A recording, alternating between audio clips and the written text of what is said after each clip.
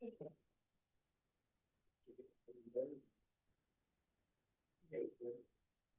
opened up the airport. Don't know why. Yeah. Why? It is 9 o'clock. Let's get started. Marilyn, will you please start the report? It's recording this. Welcome to the regular board meeting of the Butte Irrigation District for Wednesday, February the 11th, 2026. I would like to ask for a moment of silence in recognition of Craig's mother, who passed away on January the 24th.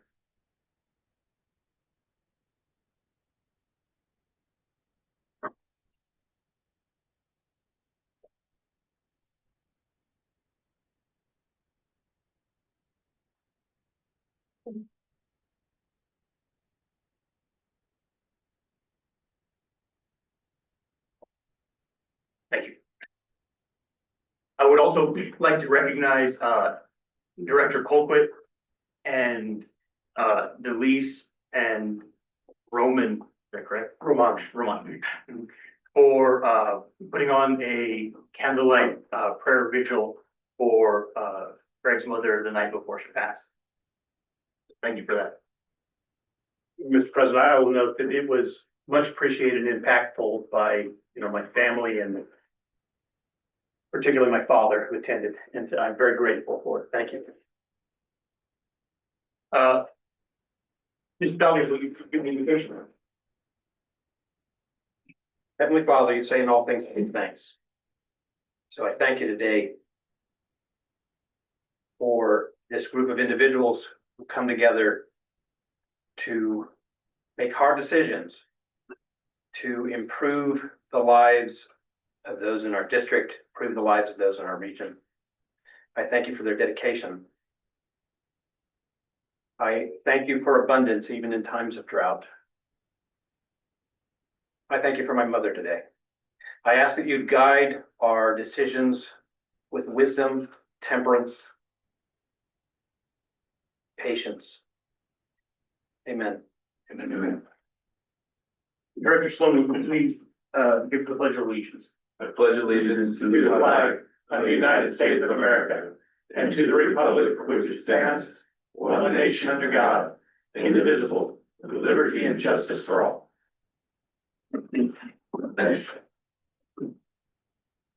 Madam Secretary, will you please introduce guests? Yes, joining us online today, we have AJ Carlson from EBID. We have Caitlin Owens from New Mexico Office of State Engineers.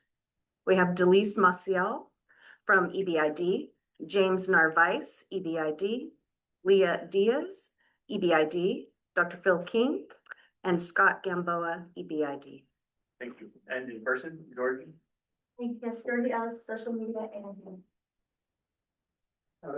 Julie Law, I'm here about time trouble. Good morning, Larry Baldwin's Reclamation El Paso office. Or Michael Riley on Rich Days. Would you like to introduce yourself, Alfred? Introduce you. Okay, Alfred Brawl, part of the Office of the State Engineer. Thank you. Thank you. We now have public input. Would anybody from the public like to comment? And I'll remind board members that we cannot give a response. Anybody online? The next item on the agenda is the approval of the agenda. I would like to make a motion to approve the agenda for today. I have a motion to approve the agenda from Director Colquitt, seconded by Director Garai. Mr. President, just one comment. I'll note that I believe it is in order for the president to approve the agenda without opposition. Although we should vote on the motion since it's okay. Yes. Any comments from the board? All those in favor, please say aye. Aye. Any opposed, please say no. And is the opinion of the president that the ayes have it and the agenda is approved? Next on the agenda, we have approval of board minutes. Are there any changes to the board minutes from the board?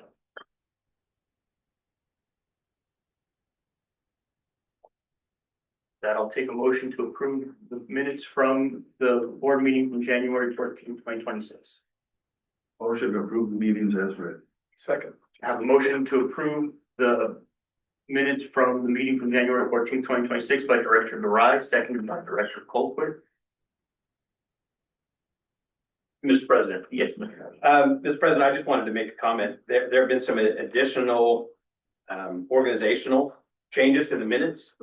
I find them very useful. I want to express my appreciation for them. And that I think that this improves the ability of, the average member to be able to look at our minutes, get to the part of the minutes that they're interested in, understand what was decided. And so the continued improvements to the organization of the minutes are greatly appreciated. Thank you, Mr. Duggan. That's all, almost certainly thanks to Madam Secretary. Thank you very much for that.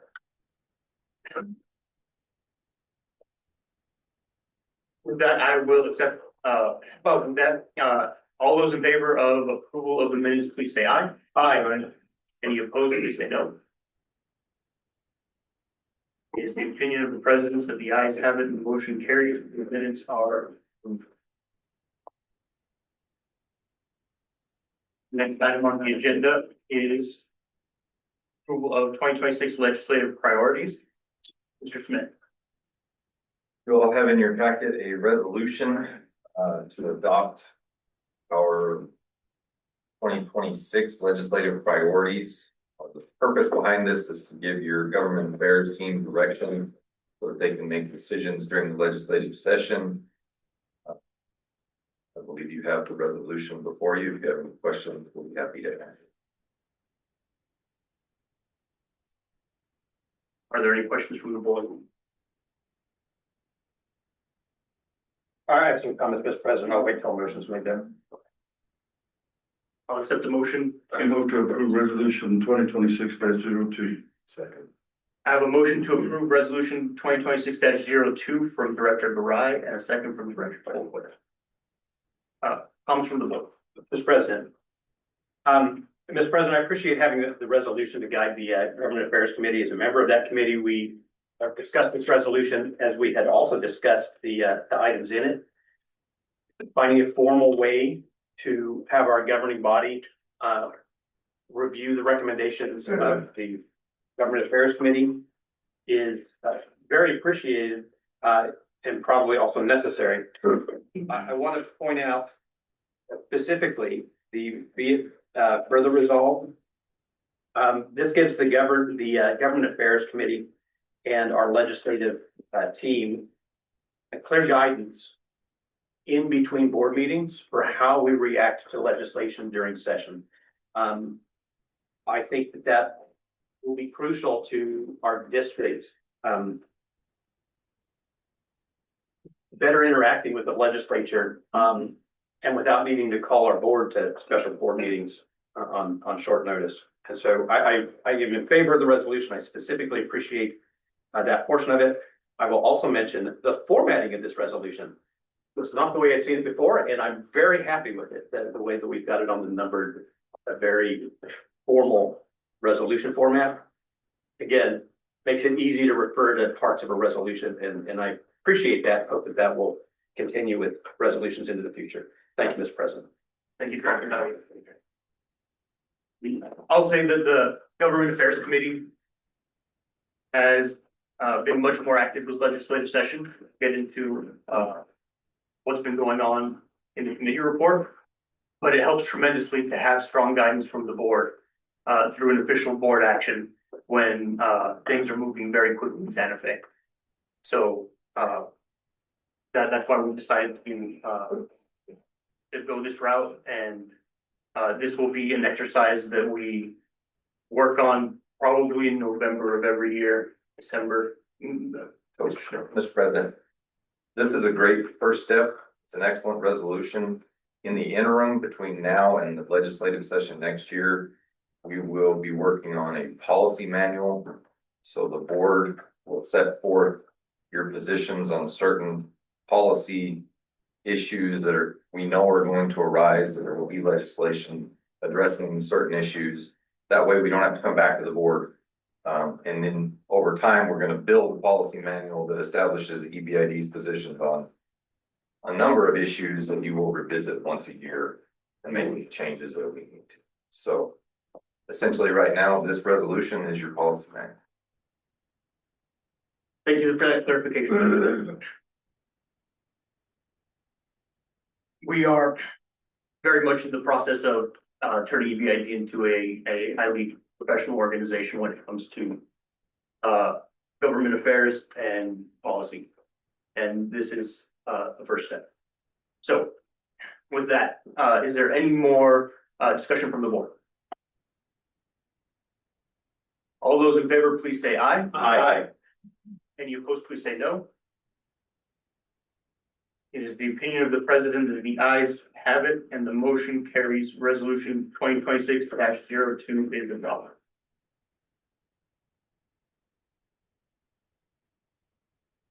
Next item on the agenda is a potential approval of MOU with Caballo Soil and Water Conservation District. Mr. Smith.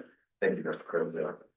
So the memorandum of understanding with the Caballo Soil and Water Conservation District, this is a revised version of a previous agreement that we had with them. That agreement has expired. And we do work on a regular basis in conjunction with the Caballo Soil and Water Conservation District, especially on the dams in that area. We share equipment, share personnel, and they're a key partner. So this is essentially just a memorandum of understanding that spells out how we will operate when we are sharing resources. If work is occurring on EBID property, a permit by Caballo Soil and Water, they will require a permit just like everybody else does. We require all parties to maintain it on their equipment or their personnel, and sets forth the requirements when we share those obligations. Previously, the term was, I think, 5 years, if I'm not mistaken. I extended this to 10 years, automatically renewing.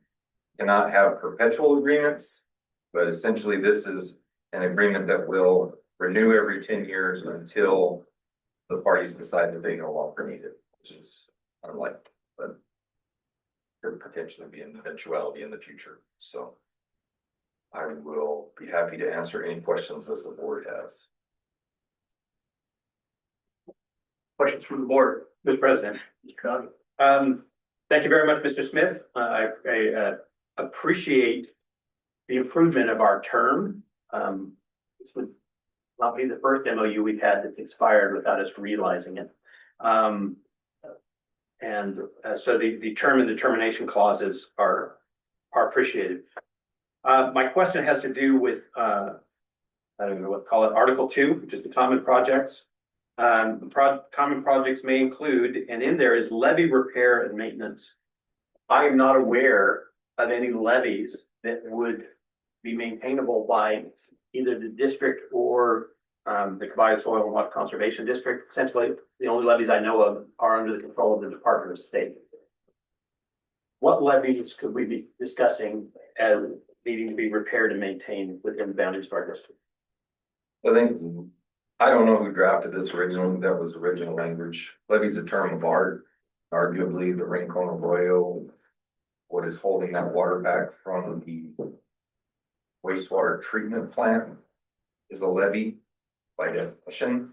So if you look at this provision, this creates no obligation.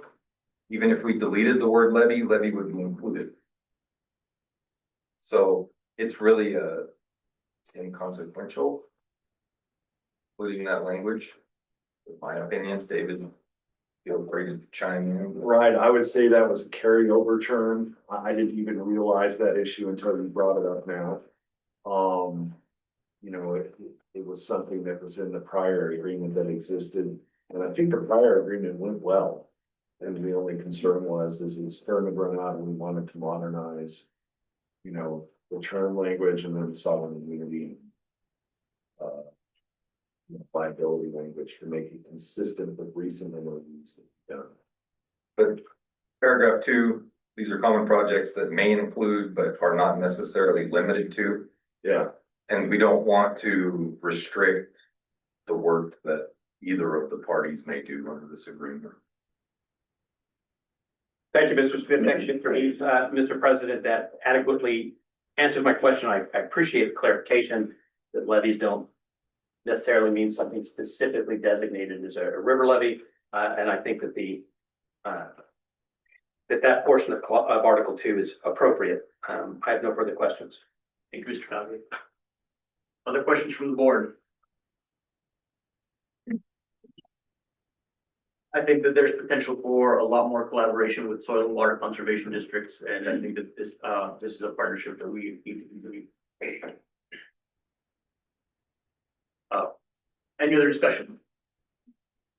That discussion is closed. All those in favor of approving the MOU with the Callio Soil and Water Conservation District, please say aye. Aye. Any opposed, please say no. It is the opinion of the president that the ayes have it and the motion carries. Next item on the agenda is the Water Resources Committee report. Director Garai. Thank you, Mr. President. The Water Resource Committee met on January 26th.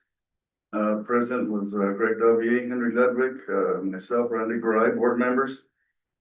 Staff was Josh Smith, James Narvaez, and our consultant, Dr. King. The meeting convened at 10 a.m. Dr. King updated the committee on the end of year allocation process. EBID and El Paso number 1 investigated the other. Determined the Texas Mesilla pumping charge, meaning non-project other than Simon Field well field, a charge to El Paso number 1, which will also come up in the UVD R3 and the El Paso index. Data are incomplete and unreliable, so the allocation committee will proceed with their previous estimate of other pumping of 2,148 acre feet. King plans on the allocation committee finalizing the 2025 accounting this week and will inform the Water Resource Committee when they do. Rough estimates of the January 22 conditions suggest a hypothetical 2026 allocation with a diversion ratio of 0.65, 54,000 acre feet to EBID, 61,000 acre feet to El Paso number 1, and 4,800 acre feet to Mexico.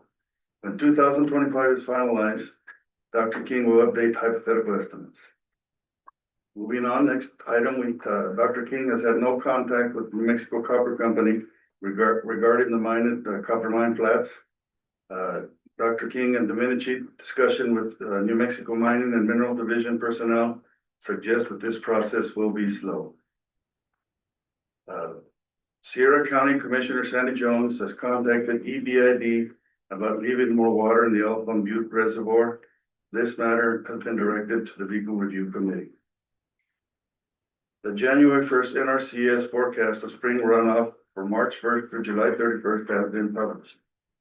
The 50% exceedance probability estimates are 270,000 acre feet, 48% of the median for Ottaway gauge, and 60,000 acre feet for San Marcial, 17% of the median. The recent winter storm added less than an inch of snow water equivalent to the Rio Grande headwaters and upper Rio Grande subbasins, according to the NRCS SNOTEL map. Snow water equivalent remains well below the median for this date. The initial release for 2026 season will likely be on or about Friday, May 29th. Details of the initial release and diversions will be worked out between the districts and reclamation. Dr. King will notify Water Resource Committee of the final 2025 allocation and hypothetical 2026 numbers when complete. That was all we discussed, nothing further, and the meeting was adjourned at 10:35. Thank you, Mr. President. Thank you, Director Garai. Are there questions from the board? Mr. President, I had one comment with regards to the inflow into Elephant Butte, the flow at Ottaway gauge. Again, the runoff forecast was 60,000 acre feet. It's not in the report, but I just want to note for the records that I took the over and Dr. Booth took the under. And I'm optimistic that we're gonna get more than 60,000 acre feet. Thank you, Mr. President. Thank you. So we will assign discussions with Commissioner Sandy Jones to, I suppose we'll assign the question of leaving more water in Elton Butte Reservoir, and what mechanisms can be used to do that to the legal review committee. I will note that water that makes it into the reservoir that is into our allocation account, that will not be held in the reservoir. That water has got to be assigned to, allocated to the districts and released. So, Director Bobby, if we could. Mr. President, I have no objection to assigning that to the legal review committee. I would be interested if there are any board members that think it is more appropriate in another committee, whether that be government affairs or water resources. But I have no objection to taking it on at the legal review committee. I think we should probably start the legal review committee just to understand the mechanism.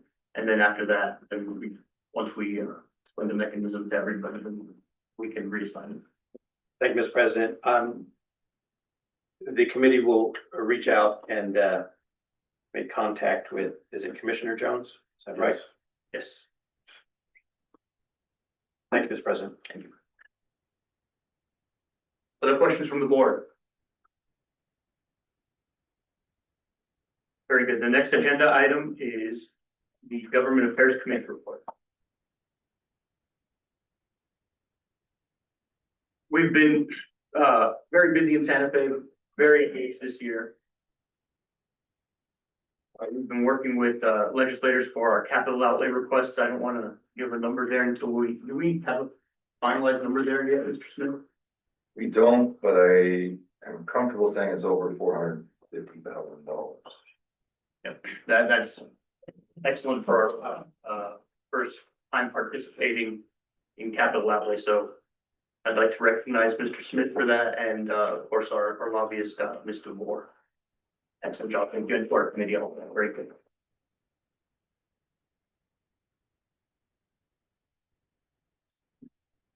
The $22.5 million from the OSC's budget for implementation of the settlement was included in House Finance, the House Finance budget. The budget's now in the Senate, and we don't know what the Senate's going to do, but we are monitoring. We've been pretty busy with travel.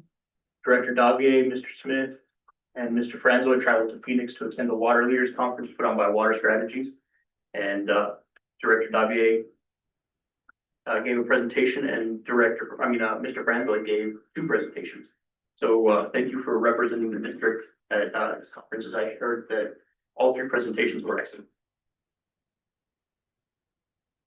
I traveled to Santa Fe for Mesilla Valley Days and sat through a House Finance Committee meeting all day long to hear what they were going to do with the OSC budget. And I attended several receptions from the put on by the Chamber of Commerce. They were excellent. We met with many local legislators, and there was a reception at the governor's mansion, so it was a very productive trip. Yes, Francois.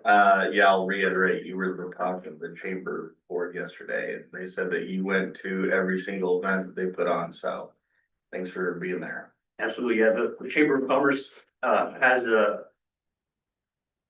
they have a impressive attendance at their event, and they have a very strong voice up in Santa Fe. It's an excellent one. Mr. Smith traveled to Santa Fe last week. Mr. Smith, would you like to give us an update? Sure. So I, Monday night, had the opportunity to attend the House Commerce Committee dinner with Our lobbyist, Sky DeBoer, she was one of the sponsors. The chairman of the Commerce Committee is Jordan Gallegos, one of our legislators down here.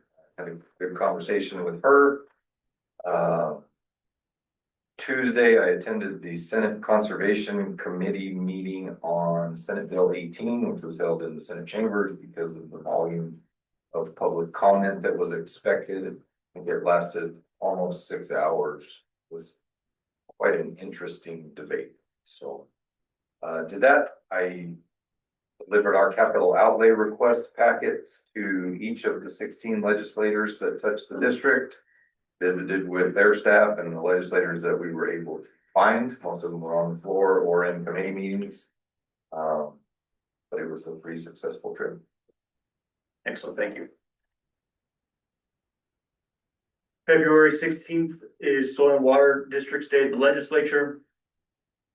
The last week or so of legislative session during a short session is completely dominated by time on the floor. So there's very little opportunity for us to meet with legislators, and we believe that the most important days to be up there have already passed.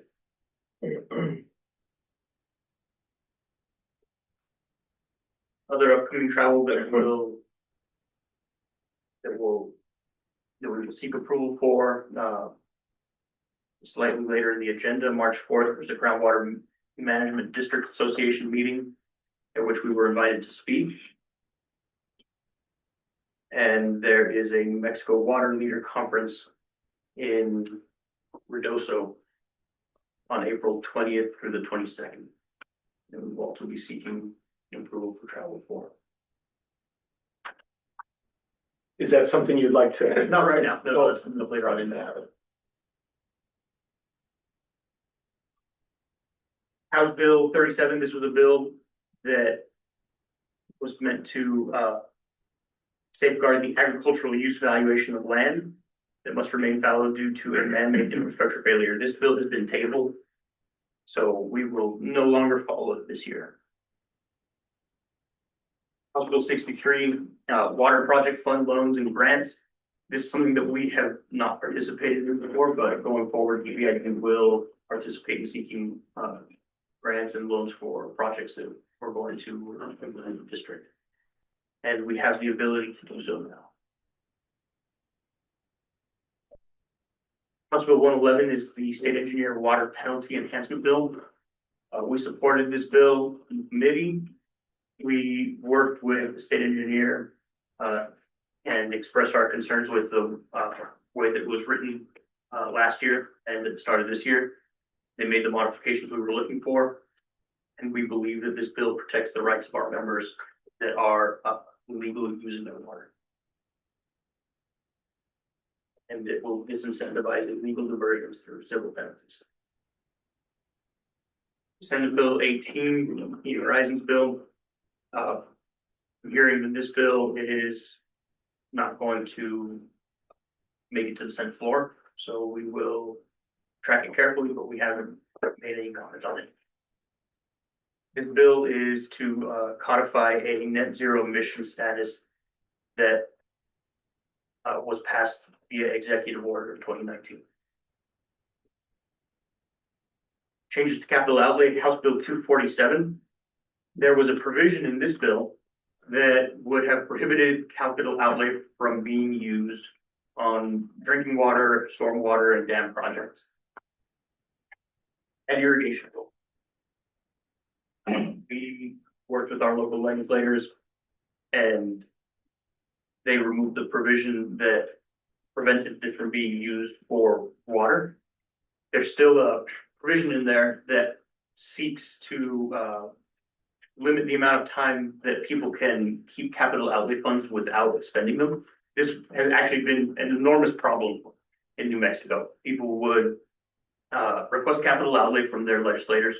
Legislators would appropriate capital outlay to them, and then they wouldn't spend it because they didn't have the full amount of money for the project. So it would sit there for years. And I think New Mexico has something like $8 billion in capital outlay money that's just sitting there that hasn't been spent. So this bill is actually, the thing that the bill is trying to correct is excellent. And with the first provision in the bill, I believe that that will be accomplished without singling out water projects.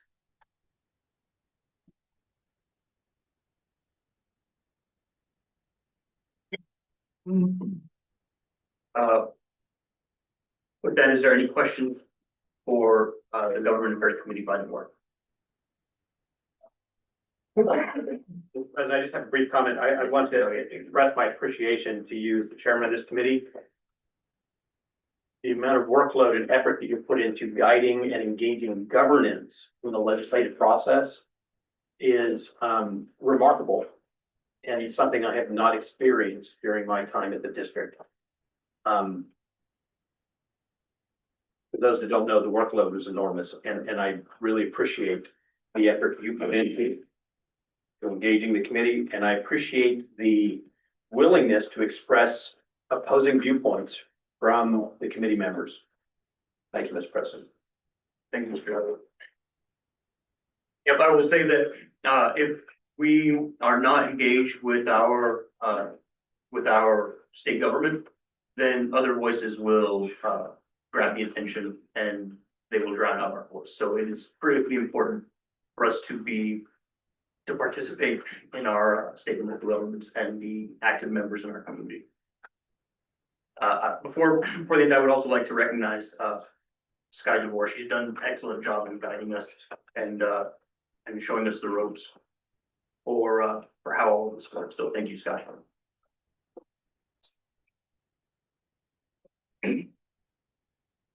Next item on the agenda is the water resource report. Dr. King.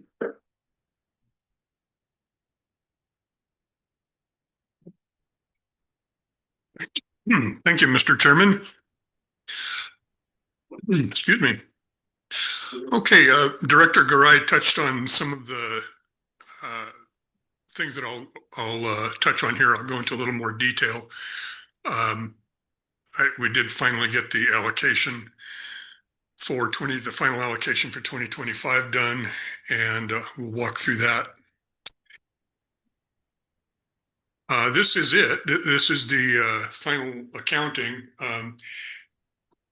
If you recall from the operating agreement, it specifies that we allocate water to the districts up through October 31st of each year. And on October 31st of 2025, these are the storage numbers that you saw in Elephant Butte and Caballo. The Rio Grande Compact credit here is the credit for Colorado in 2025. It's held constant. So we use the 2025 value here. When we get into talking about hypothetical allotments, you'll see I'll use the anticipated or the estimated 2026 number for that. San Juan Chama was at 4,000. We released about 249,000 acre feet from Caballo. This is recall that a normal, it's a kind of a iffy word, but a normal release is 790,000. So we're something like a third of normal with the 2025 release. EBID went through about 79,000, EP1 about 107. The delivery to Mexico was 13,000. So our total charges were 199,000. That gives us a diversion ratio of 0.802. Our allocation for the year was 98,000. And so our carryover, if you try to reproduce these numbers, it won't quite work, because you'll see we had an allocation of 98,000. We used 79,000. That doesn't quite give you carryover of 18,000, but that's because there was a slight over delivery to Mexico, and that is intentional. if, the reality of it is that we're going to either over deliver or under deliver. And the policy has been to slightly over deliver just to respect the treaty. And so EBID has a charge of about 990 acre feet for its 57% share of the over delivered in Mexico. EP1 winds up with, so we wind up with about 18,000 in carryover. EP1 has about 35,000 in carryover. And when we get into talking about what an allotment would look like an allocation and allotment would look like at this point, those are the numbers that I'll pull out to use in that calculation.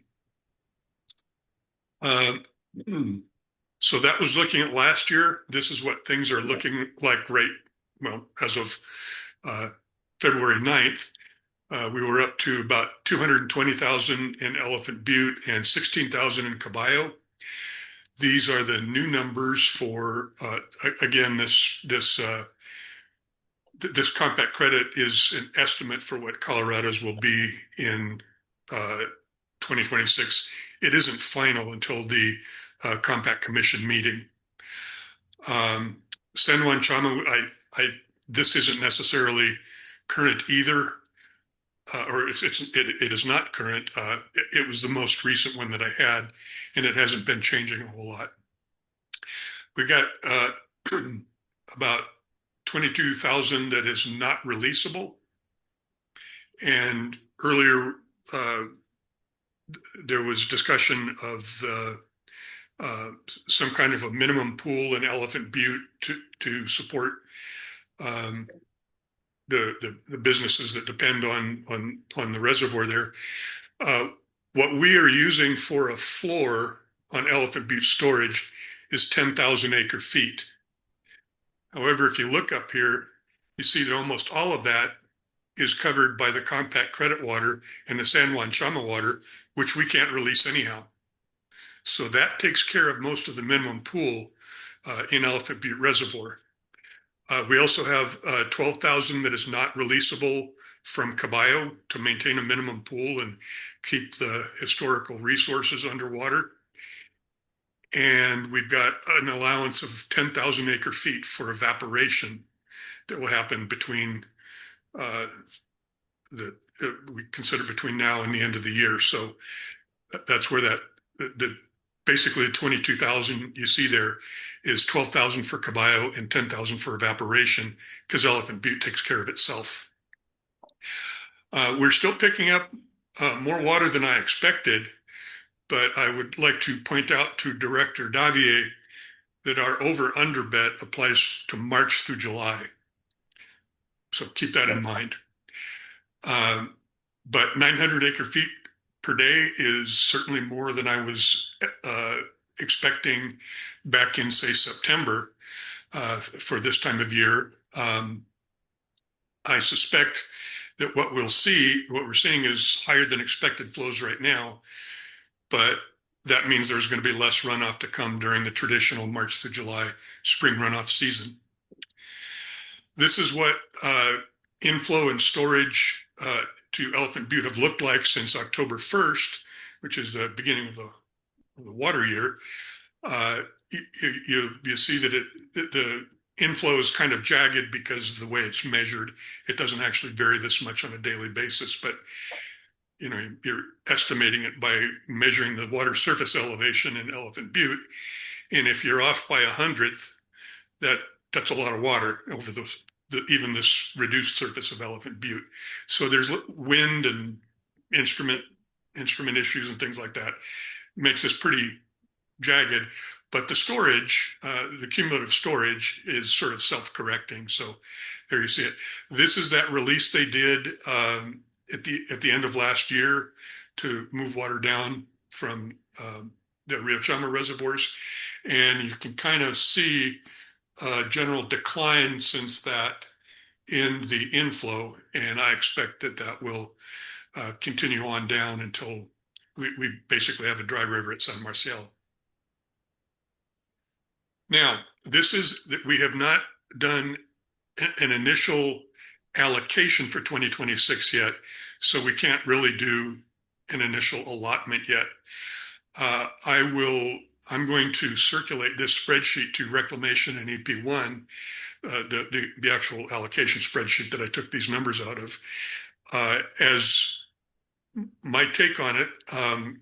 In this case, I did this with those February 9th conditions you saw back up here, taking those numbers with EP1's carryover, EBID's carryover. I run through the allocation procedure, and Mexico would wind up at about 7,500 acre feet. That would leave, the carryover for EP1 and EBID. You add those together and divide by the diversion ratio, and I'm assuming a 0.65 here. I'm probably going to throttle that down in the actual first allocation, and the reason is this is drawn directly from a regression relationship that I use, and I'd like to give myself a little bit of wiggle room because I think the river is going to basically shut down on us, so we'll have very little flow coming in later in the season, and I don't want us to wind up over allocated. So I will probably throttle back the diversion ratio, which will, we're getting flow coming in, so we'll get more water to allocate, but I'm also going to throttle back the diversion ratio here. This is just the raw number out of the regression relationship, and I will give myself a little bit of a cushion there.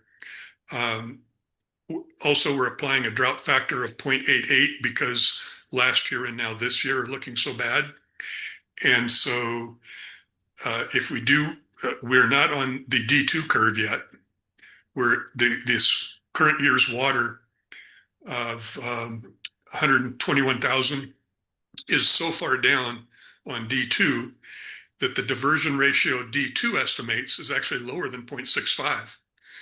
In that case, at this low end, we wind up doing this traditional 57-43 split of the current year's water. If I add in the carryover into each district's 57-43 allocation of current year's water, EP1 winds up with about 66,000, EBID winds up with about 59,000. And to give it some context, in 2013, our allocation charge was about 54,000 acre feet, as I recall. So we're definitely in the 2013 end of things. Hopefully, the river will drain out enough that we can, I don't think we'll make it up to 6 inches, but I'm increasingly confident on the 4. Any questions on that so far? Mr. President, I have some questions, but I'll hold them till the end. Okay. Okay. All right. So that's the way things look right now. Looking at the watershed for what is to come, you'll notice that this has degraded somewhat from last month. The snow water equivalent is throughout the basin is down below 50%, and this is the Rio Grande is here. This is the headwaters, upper Rio Grande, Elephant Butte, and then down here is the Rio Grande Caballo Reach, and you see that they are doing just terrible in terms of snow water equivalent actually on the ground, which is what we have to generate runoff. The precipitation is better, but really we haven't had much precipitation since last month. So these numbers have uniformly gone down. And that's because the precipitation is not increasing, but the median precipitation is going up. So the ratio of the two is in decline. This is taking a look at Wolf Creek Summit in the Rio Grande headwaters. and Hopewell in the upper Rio Grande. Our last meeting was back here. This is that little, I don't know how much warning you got, but here in Albuquerque, they were worried about, if if the snow was going to block access to the hospitals and all sorts of emergency measures, and it just completely whiffed. This is like half an inch of additional snow water equivalent. And again, that's not how much snow the skiers see. What they see is the total depth of snow. This is the actual water content in that snow, and it is the equivalent of, say, a half-inch rain from that one storm. We still stand a pretty good chance, if we don't get some storms coming through here, of setting some all-time lows. The red line here is the minimum for each day of the year, the minimum snow water equivalent for each day of the year. And you see, if we don't get some help with these, we're going to be crossing that line, which is not a good line to cross. Looking at the March through May forecast, looking in the longer term, this has been really consistent. Below average precipitation and above average temperatures. I know I sound like a broken record on that, but it seems to be the persistent, 3-month outlook here. Looking at 8 to 14 days out, so this would be February 18th to February 24th, not quite so bad in terms of precipitation. We're equal to maybe a little bit of the watershed would be above average precipitation. No question, we're solidly in the above average temperature. So any precipitation, the problem here is that precipitation that we do get with these warm temperatures, it's hard for it to get down to the river, which of course is where we want it to get down to the river so it can get down to the reservoir. The drought monitor hasn't changed a whole lot. You're still seeing some residual effects of the earlier average precipitation we had. So the soil moisture was a little bit elevated, but you see the Rio Grande watershed is now basically entirely in something ranging from abnormally dry down to probably severe drought. And that is expected to expand. The yellow area you see up here in the Rio Grande headwaters, drought development is likely, and also over here in the Pecos and Canadian, drought development is likely in Arkansas. So the basic outlook is things are expected to go downhill for the remainder of the winter and through the spring. Director Garay mentioned the January forecast from NRCS for the spring runoff, which is March through July. And what we have here is the forecasted amounts. These are in thousands of acres feet, and the median, the 30-year median you see is over here. So Otoe, the way to read this is they've got a 50% chance of exceeding 270,000 acre feet flowing past Otoe, and this is unregulated flow. There's a little bit of interference with regulation and so on. And 60,000 at San Marcial. If we convert that to a percentage of median, Otoe has a 50% chance of getting 48% of median. San Marcial only has a 50% chance of getting 17% of the median. So I know this is throwing a lot of percentages around, but these are statistical estimates. What is interesting to notice is that the 70 and 90% exceedance probabilities are negative for San Marcial, which means I'm probably going to win that bet.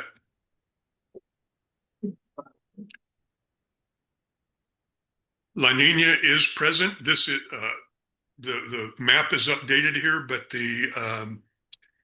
the summary is identical to what you saw at last month's meeting. We've got a 75% chance of getting into ENSO neutral in January through March of 2026. This you see is updated through February, but we're basically headed for neutral ENSO conditions. ENSO, of course, is El Nino Southern Oscillation, and that's our La Nina is the colder side of normal. El Nino is when these equatorial sea surface temperatures are higher. So in summary, and as I said before, critically short year, warm and dry. You saw the runoff forecast, and we are still locked in on releasing on or about May 29th. And we'll certainly work on that, particularly with the 2 districts in reclamation, but also through the Water Resource Committee between now and the next meeting. I think that this should really start to take shape by our next board meeting. If we were to do an allocation right now, you saw something in the neighborhood of 4 inches. But of course, we don't have an allocation yet. I will try to get that out by the March board meeting, and that's when we can start putting it down in writing, so to speak. And with that, I would be happy to field any questions. Questions from the board? Comment. Dr. King, you're just a ray of sunshine. Aren't I? Yeah. Mr. President, Dr. King, would you please go back to the 2025 allocation charges?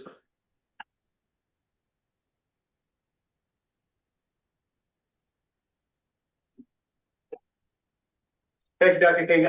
My first question is about EBID's carryover. My recollection is that we were estimating about double that at the end of last season. I'm curious on what the changes in year-end accounting were that caused the shift.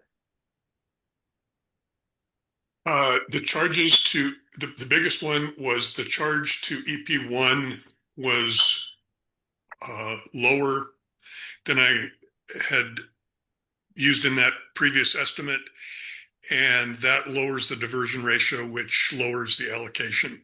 EBID's charges did not change. Thank you, Dr. King. My second question has to do with the diversion ratio at 0.8. I'm pleased that it was that high.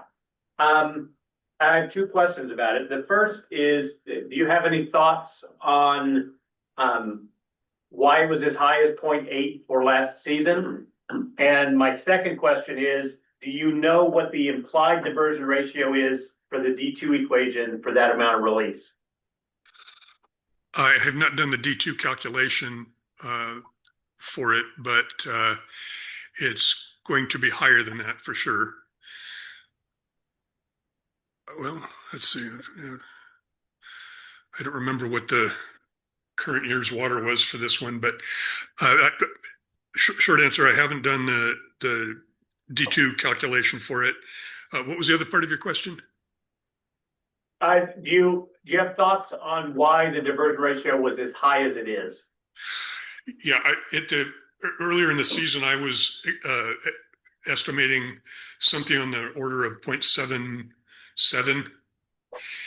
And I believe I actually go, when I do my estimates, I am trying to estimate the accounting diversion ratio, not the physical one. The physical diversion ratio would be the actual diversions divided by the release from Caballo. This is the allocation charges divided by the diversions. And the allocation charges are a little bit higher because at the end of the season, El Paso #1 was on release accounting, in which case for that period, the instantaneous diversion ratio was 1.0. That answers the question very well. Thank you very much, Dr. King. Thank you, Mr. President. Other questions from the board?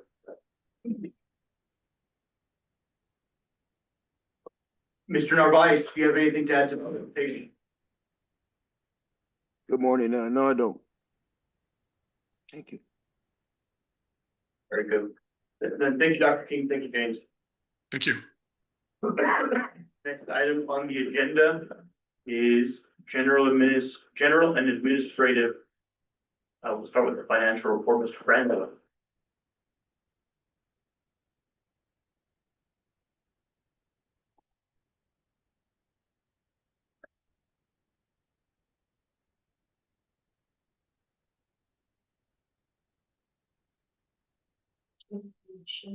Yeah, sure.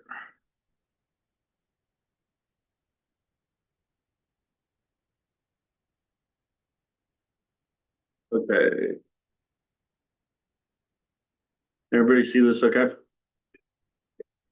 Okay, so cash in the bank is 3.2 million. This is a little bit higher. This is partly because of reimbursements received from our Interstate Stream Commission grant. The other piece to this is collection of assessments.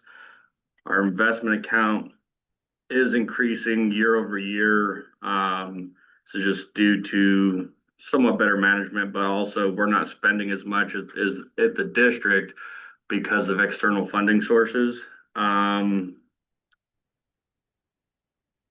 transfers in, this is again related to grants and assessments. This is 4.5 million.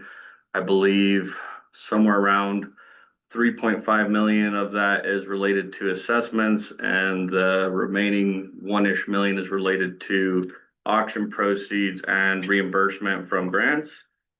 Transfers out, this is primarily related to payroll. It's about 500,000 per pay period monthly. I think there was some other transfers out for equipment purchases with ISC. So 500,000 a month, essentially related payroll, give or take, I'm rounding there.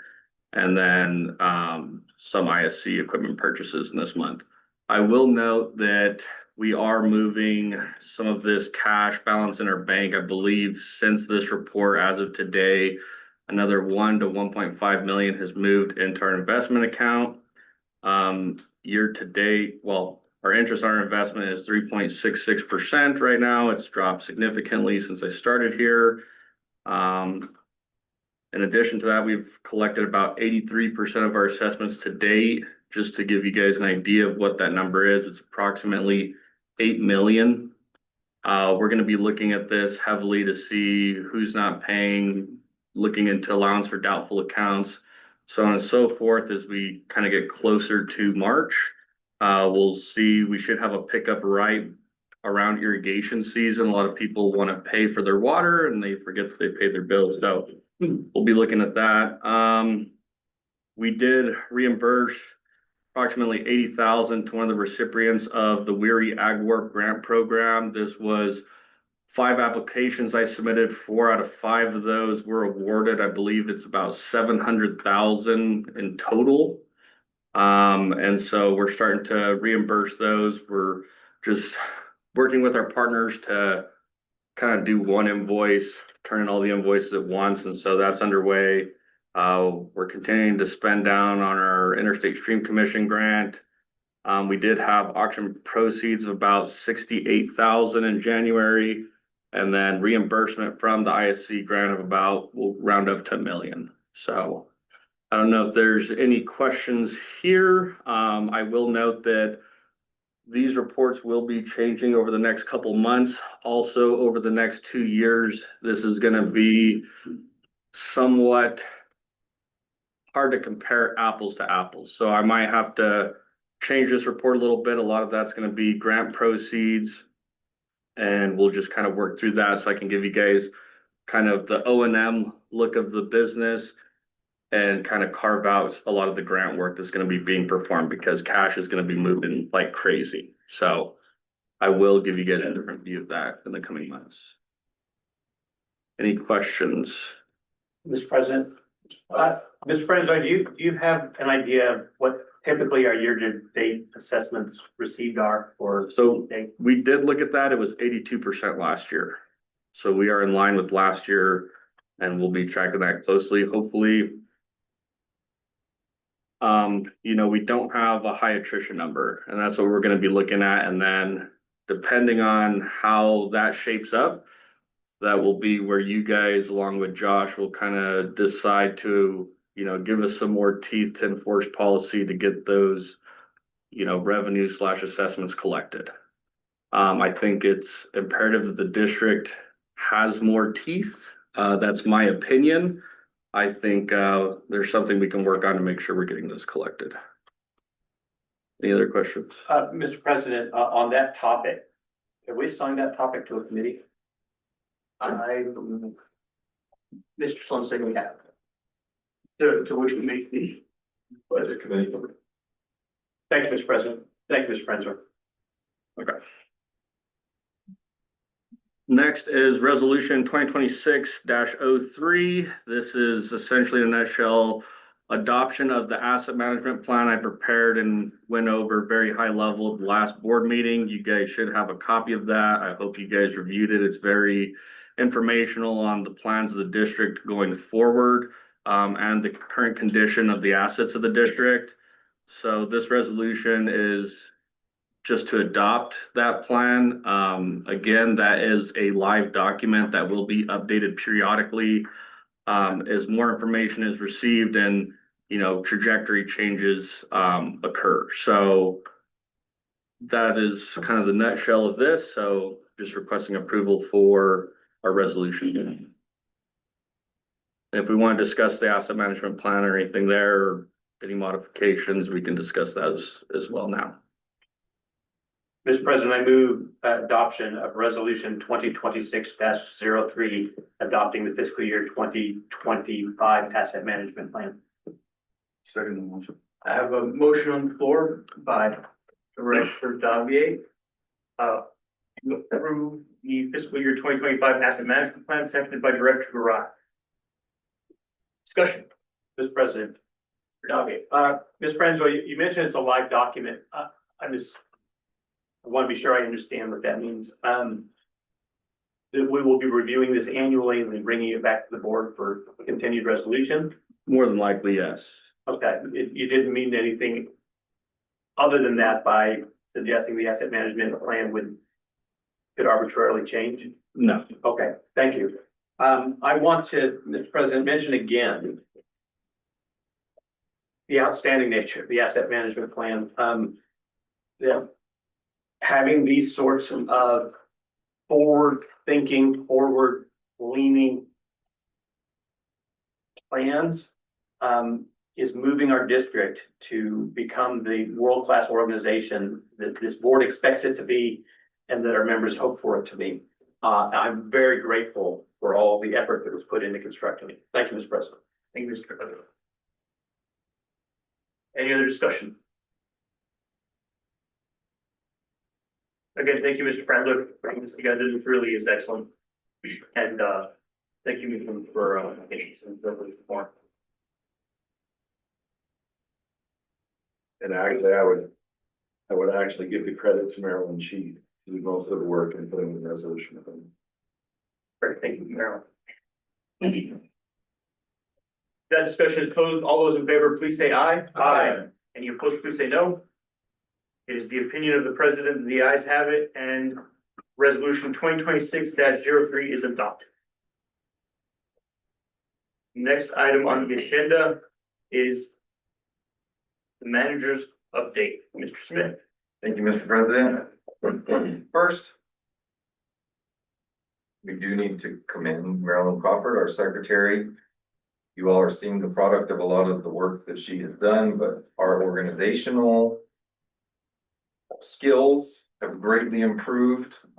She's working on our document retention process, going through the vault, planning to deal with the thousands of boxes that we have in document storage. The minutes that Director Davier mentioned, that is all Marilyn. So I think she needs to be commended for all of her efforts. We're going to look at her annual report momentarily, which will allow anyone who wants to know what happened in year 2025 to find out easily what the board did, what resolutions were passed. That was all her. She came up with that on her own. That was not in my direction. So she deserves a lot of credit. Okay, second, you've also seen the product of Mr. Franzoi's efforts, but you all have no idea how busy this poor guy is all the time. The asset management plan, I dumped that on him and said, you're the finance guy, you go figure this out. Here's a template. You've seen the asset management plan. So kind of the theme or the goal we're operating under is be proactive. So the asset management plan, we're going to fine tune that. And ideally, it's going to dictate what the board does year in, year out, set our priorities so that it's not a question of, oh, you know, what do we need to do? What fire is burning or what dam needs to be plugged? It's, we have a plan for next year. We're going to go find money in order to deal with those issues that we already know are our priority. So it is a live document to your point. And it will be revised throughout the year, but we will bring it back to the board as we fine tune it, as things change. Ideally, it's going to be revised because we're actually accomplishing things, checking off the issues that arise in our asset management plan, updating, upgrading, and purchasing new equipment, putting in new infrastructure. So it's going to be a great tool. It's one of many that we're working on. So just quickly, we have gone from paper fuel slips to an automated fuel system. So our staff now taps in to record when they're filling up a vehicle rather than fuel slips for 82 employees and all of our many pieces of equipment and trucks. It's still, we have growing pains, but that's going to be a major improvement in efficiency. Joel mentioned our financial reports are going to look different. That's because he's in the process of implementing our ERP. This is a second round of implementing it. It's another ERP. It's a different program and product than what we originally started with. That was supposed to be done before I got here, and we were still waiting on 3 months ago. So with our new accounting firm, they're in the process of implementing all of the accounting software, which again is going to improve our efficiency. It's going to reduce man hours doing manual entry and hopefully simplify things as we move forward. So we're taking a step in the right direction. You've heard from the Government Affairs Committee. I would commend Director Roby Rosa and everyone who has participated. We've been highly successful this year. This is our first foray into Santa Fe. As you all know, we have a lot of federal funding that is pending. We have $30 million with the FSA that it's unlikely we will ever see. We have money coming from the Bureau of Reclamation that is also being held up by leadership. So it is nice to know that we can go to the state, to Santa Fe, and seek funding from another source. There's a lot of state funding coming out this year. Not just the capital outlay that we received. That's going to be great. We're going to put it to good use.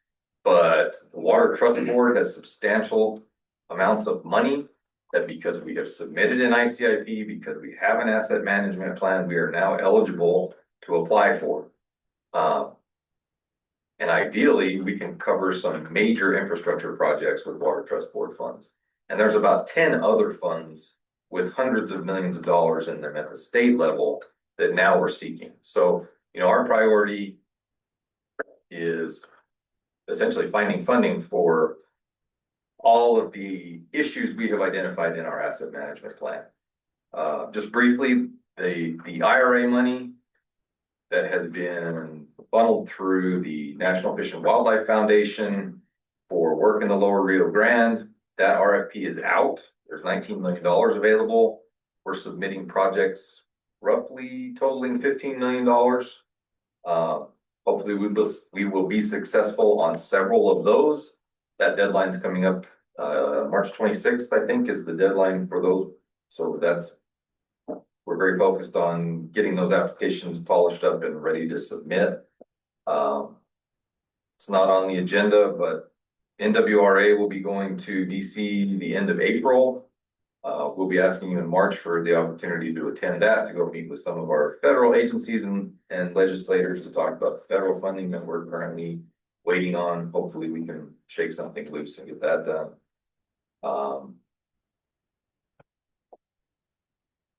And that's about all I have. Can I add one thing? So, Francis, go ahead. so Josh mentioned the water trust board, and now that we have access to that, well, I looked into kind of their spending, and they awarded, I believe, $200 million last year in projects. So having access to that is major for the district. So thanks to Josh for letting us dig into that and pointing us in the right direction towards that funding source. I think it's going to be huge for the district. I have some projects in mind. We'll get to those as we get these other submissions done, but we're working on that as well. Thank you, Mr. Francis. Any questions from the board?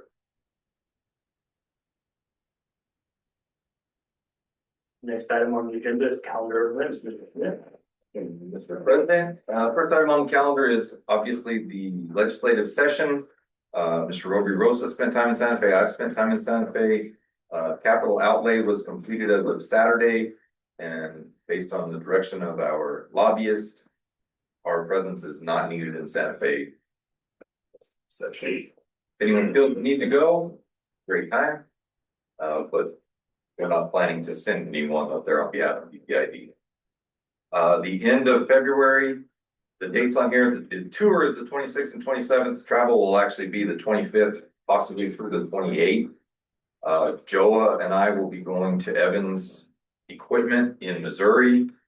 Evans is a company that basically does frame off restorations of Caterpillar equipment, and then they sell them, what, 60 cents on the dollar roughly compared to new equipment, with warranties. We met with Bryce Evans in Phoenix at the Irrigation Leaders Conference, and when we're spending our own money, the district's money, rather than grant funding, we think this is a great resource to be able to tap into and acquire light duty equipment at a much better cost. So we're gonna go meet with them. He has some ideas. He wants to pirate Joa's brain about a leasing program. So hopefully that will be a productive relationship going into the future. We do need approval of travel for Joa and I to the Evans Equipment facility in Missouri. Mr. President, do you want us to work travel at Uh, the point of each calendar event, or wait until they've all been gone over? I say we would wait until they've all been gone over. the next item on the calendar is the 2026 Groundwater Management Districts Association Winter Conference.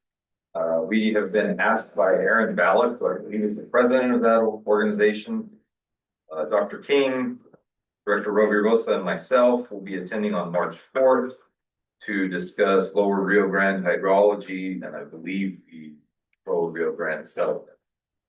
So we will need approval for that as well. It will be taking place in Raleigh. I think that be a drive over and a drive back the same day. The next board meeting will be held on March 11th, 2026. If we have any conflicts, please let us know. I don't have any on the calendar. We met with a professor from NMSU, Dr. Ingo Blanco. They are putting on an irrigation water management training March 18th through the 20th at NMSU. I will be attending that. Even Joe's planning to attend. Alex is attending. James possibly, and you are planning to, and Marilyn will be attending that. And we are, as a side note, we met with Dr. Ingo Blanco about a program that he is piloting, and we've offered our support of his program, and hopefully the modeling that comes out of it is going to be beneficial to the district.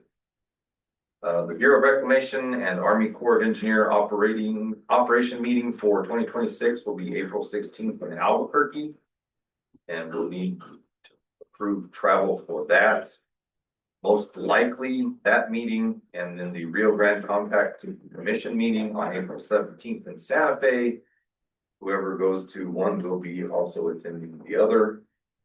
So it will be travel to Albuquerque.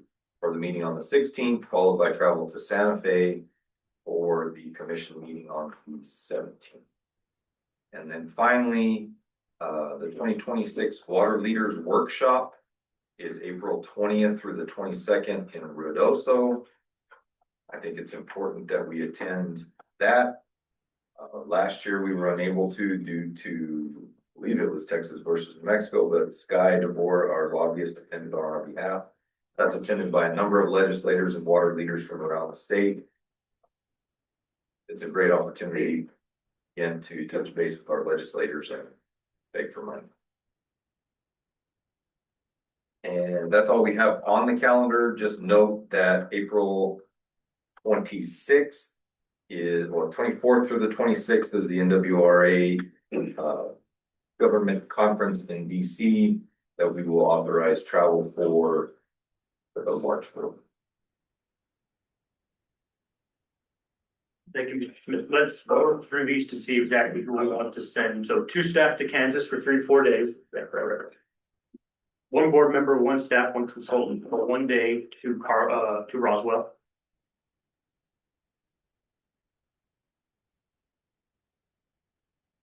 And 5 staff members to the irrigation water management training. And that's just here in Los Cruces. do we need to approve that? Sure. There's a registration fee. Okay.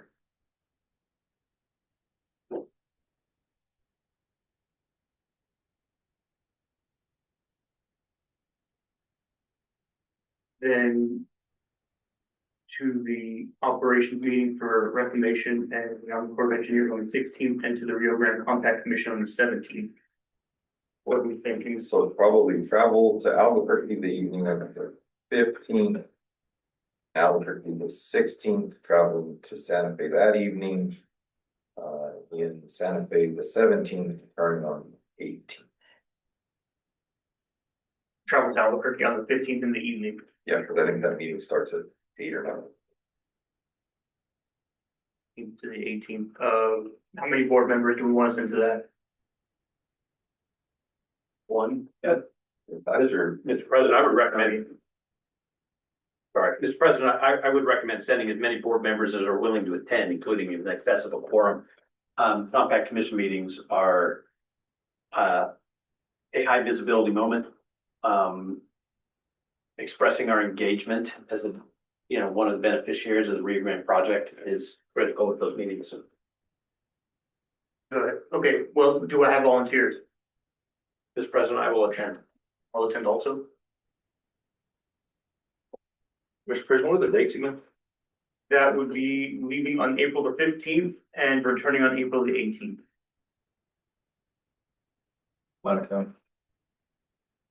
I'd like to go on now.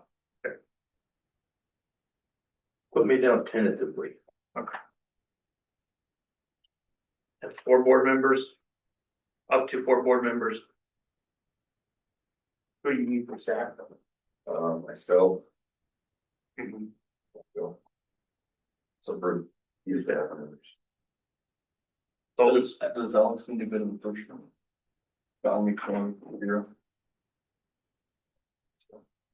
For great staff. 3 staff. And One consultant, 1 consultant and council 1 consultant, 1 council. or 2. Okay, 1 consultant.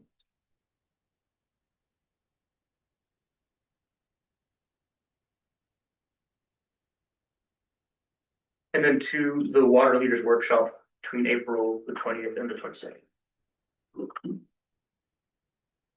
Mr. Doggy. Mr. President, I have a requested attending. Again, I encourage board members to attend this.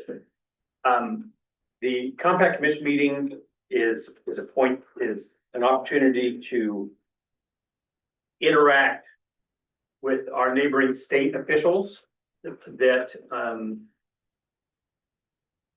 are engaged in managing water along the Rio Grande. So you have the Compact Commission itself, but you have a list of impacted and influencing agencies.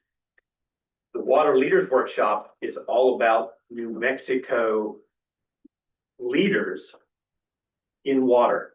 There are going to be a number of high profile legislators that I would expect to attend. I would expect us to have significant representation from state water agencies. And then folks like us that are irrigation districts, municipal providers, et cetera. It's an important opportunity for us to understand the problems faced by others so that we can look for solutions that are of mutual benefit. I encourage, again, as many board members as we can get to attend to go, because we are engaged in this area and it's good to have that be visible. Thank you, Mr. Davier. Yeah, I will echo Mr. Davier's remarks there.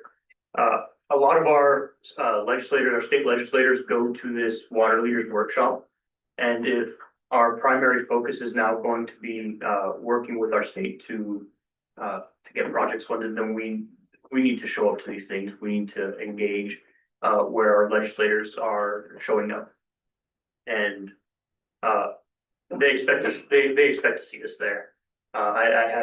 We have local legislators here that ask us why we have not attended these sorts of events before. So this is particularly important for our interactions with our state level government agencies and legislators.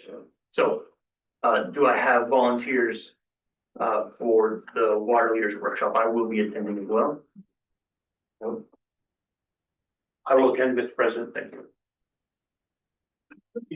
Anyone else? Okay.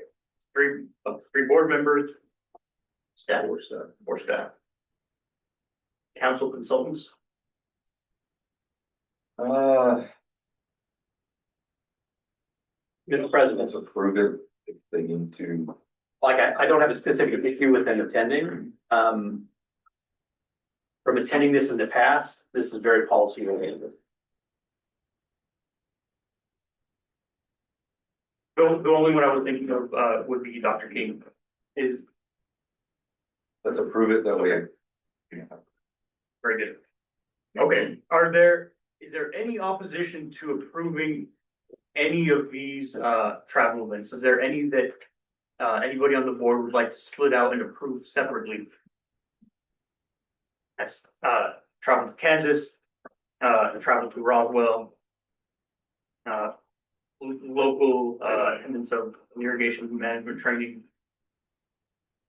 travel to the Reclamation Army Corps of Engineers Operations meeting and Rio Grande Compact Commission meeting, and travel to the Water Leaders Workshop in Reynosa. I had just one question, Mr. President. Yes, Mr. So the Evans Equipment Tour, the agenda mentions Kansas. Mr. Smith mentioned in his briefing on it, Missouri. I'm just curious. It's in the Evans is located in Missouri. I believe we are flying into Kansas City. Thank you for the clarification. How'd you all find it? Oh, yeah. Okay, then hearing no opposition, I will accept a motion to approve travel as discussed for these 5 events. Make a motion to approve travel for the aforementioned. Second. I have a motion on the floor by Director Colquitt to approve travel. You think I should go through all of this? I think so, Mr. President. Okay. For 2 staff to Kansas and Missouri for 3 to 4 days to see and to meet with an equipment manufacturer. 1 board member, 1 staff, and 1 consultant for 1 day to Roswell. 5 staff to a conference in Las Cruces on March 18th.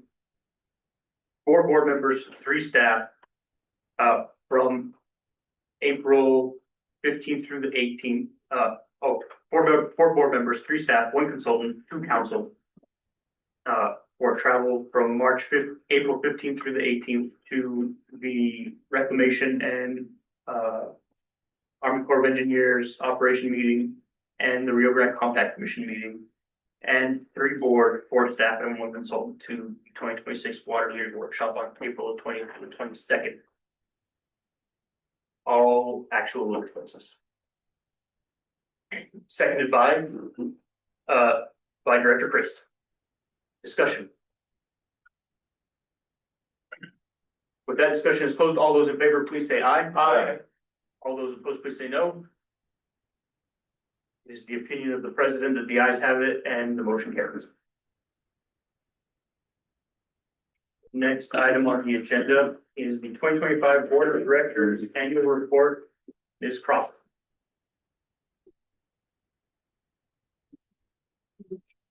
Thank you, Mr. President.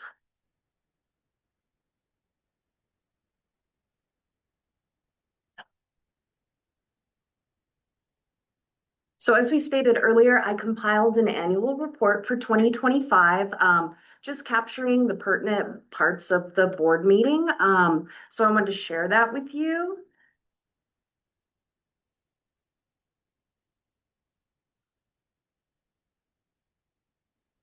So here's the report. It was really designed to be looked at digitally, so I did not print copies, but however, if someone would like a copy, I'd be happy to print that out for you. So basically, it goes off this table of contents here. We have the Board of Director meeting dates, the approved minutes, resolutions, the water suspension hearings, special use permits, cash balance reports, and then I did put a section in there to go over the 2025 election. It does have links in the document. So for instance, you can click here on the table of contents, and this will bring you to the list of all of the meeting dates that we had. It also has some key elements of what was discussed in each meeting. And from here, you can actually click as well to go to directly to those minutes. So this will take you here. We can also look at, there's a section just of board minutes here, and they are in order. And then we have our resolutions. And again, the resolutions also have links within. So if you wanted to take a look at the 2025-04 resolution, you could click on it and it would bring it up for you.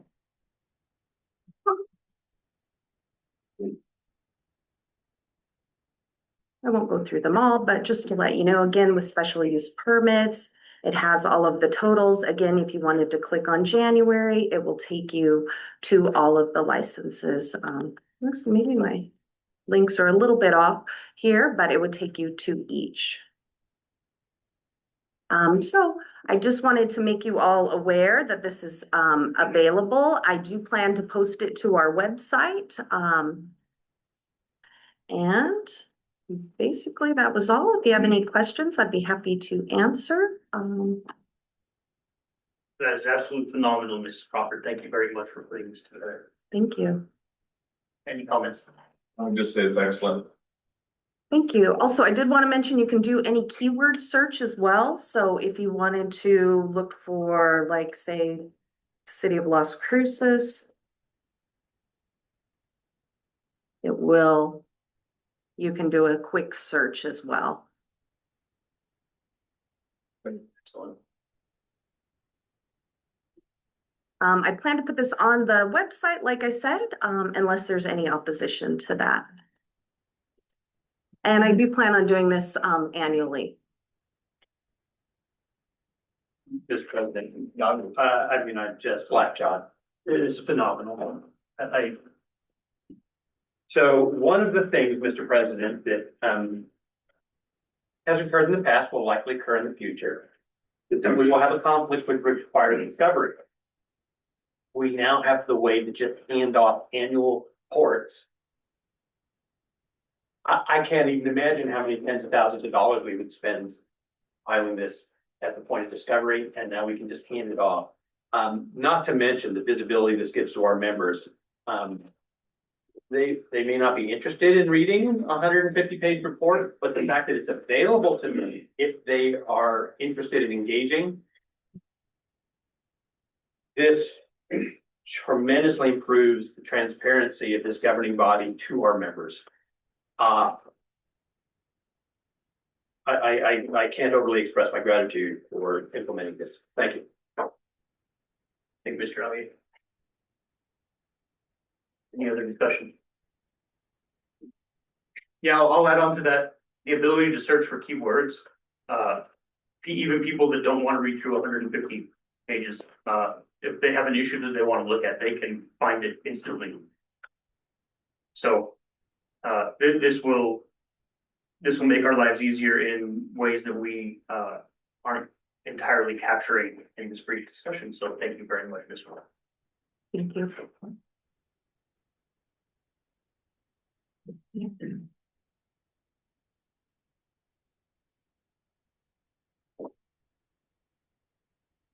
Next item on the agenda is the HR and safety update.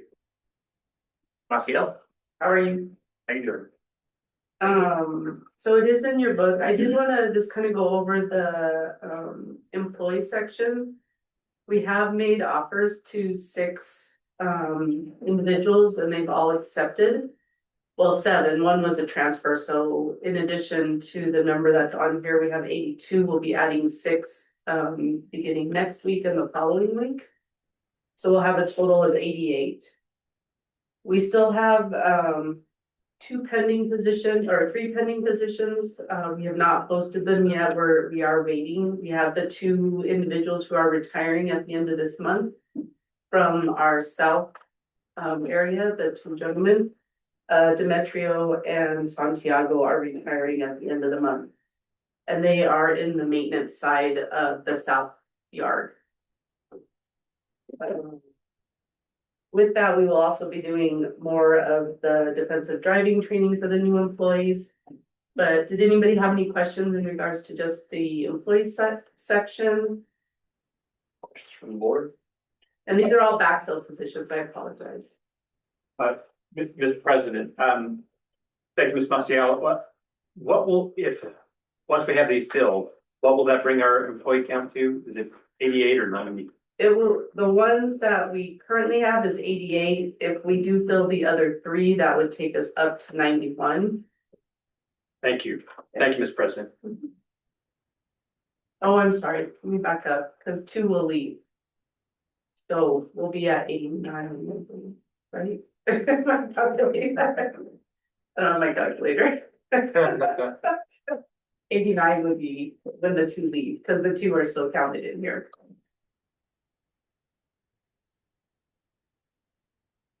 Very good. Oh, Real quick, important distinction to make when the backfill employees are mentioned, we moved employees out of the maintenance team.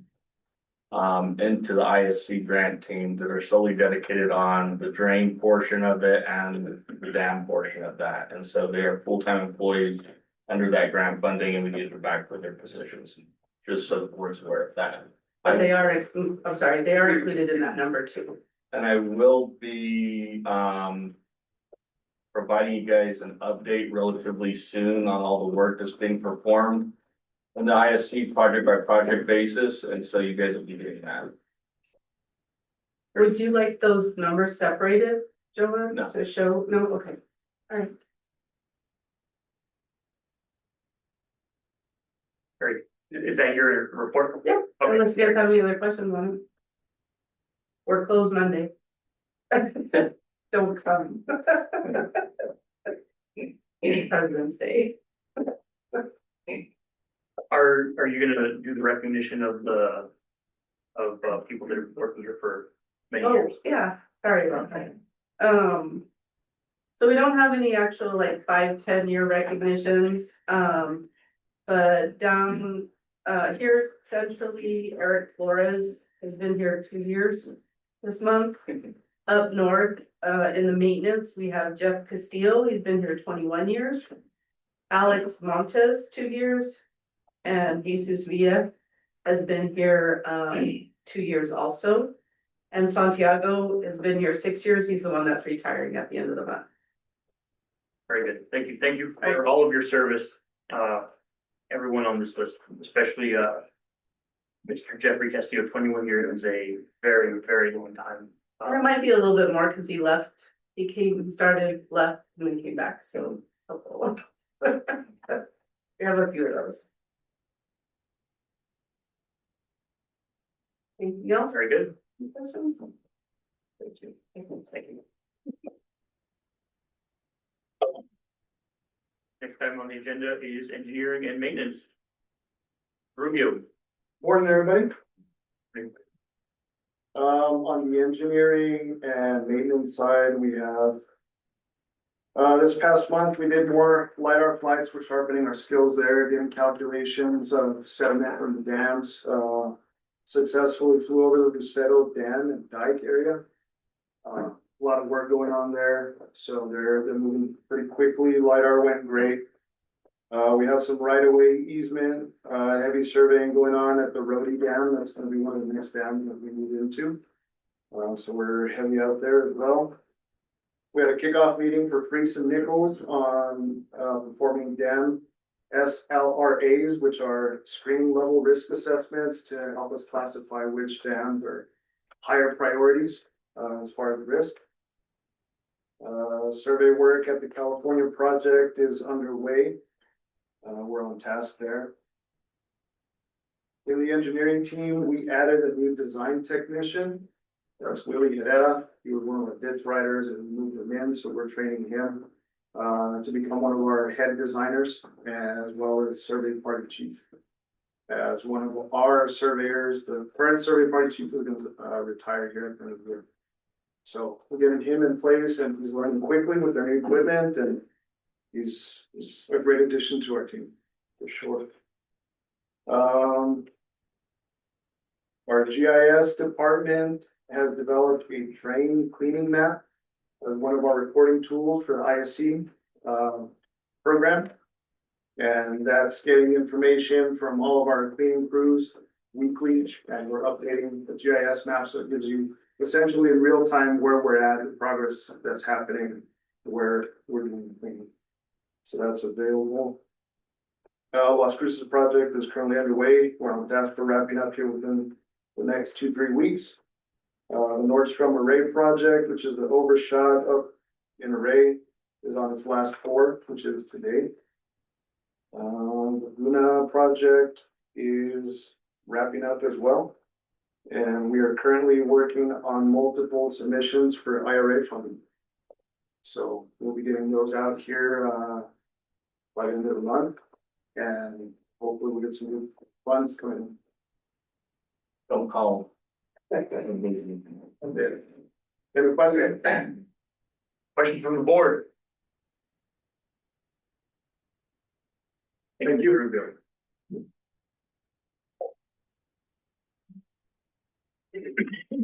Next item on the agenda is the approval of the consent agenda. Mr. Gamboa.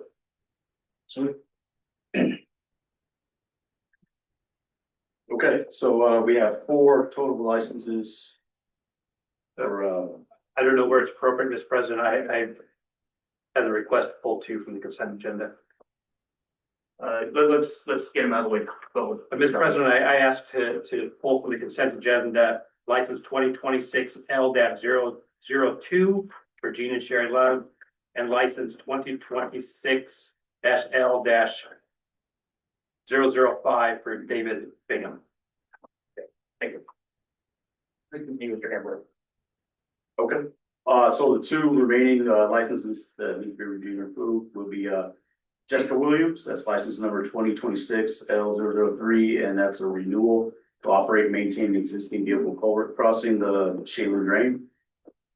And the next license here is a new license, is Ross Provincial, license number 2026 L-004. It's to construct, operate, and maintain a buried 2-inch gas line crossing the 3 Saints Canal. Very good. Then Mr. Colbert. I don't know if it matters, but I think Provincial is misspelled. Maybe it's just the material, but for whatever it's worth. You are correct. Well, just that. Thank you, Director Colbert. Then I will accept a motion to approve the consent agenda, which includes license 2026 L-003 and 2026-L-004. I'd like to make a motion to approve L03, L04. I have a motion on the floor by Director Colquitt to approve the consent agenda with the two licenses, seconded by Director Garai. Discussion. That discussion closed. All those in favor, please say aye. Aye. Any opposed, please say no. In the opinion of the president, the ayes have it. And consent agenda is approved. That brings us to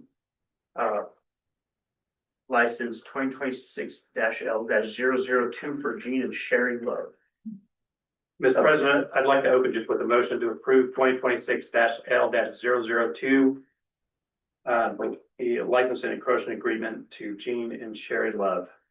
I have a motion on the floor to approve license 2026-L-002 by Director Davier. Seconded by Director Sloan. Discussion. Mr. Gamble. Yes, anything to add? Or, so we just have one more license to review, correct? Well, we had discussion on the license for. To be clear, I have some questions on. Okay, I thought you guys approved that, I'm sorry. No. So would you like to, can you please give us a report? Sure, Mr. Love, Mrs. Love, they're both here to, really just to be upfront about some encroachment that's on EBID right away. It's not interfering with EBID operations at all. What it is, it's a rock wall that's been there for 43 years. So, yeah, with the construction that was on University along College Lateral that was piped, that's how it came up. So, yeah, they're just being upfront with it. It was the proposed agreement that needs to be taken care of for this. But it is for a rock wall on the south portion of the College Lateral. Thank you, Mr. Gamble. Mr. Davier. Mr. President, first, let me state that I support the approval of this, of an encroachment agreement and a license for this. I would like this to be a model for these types of encroachments that have occurred on EBID's right of ways.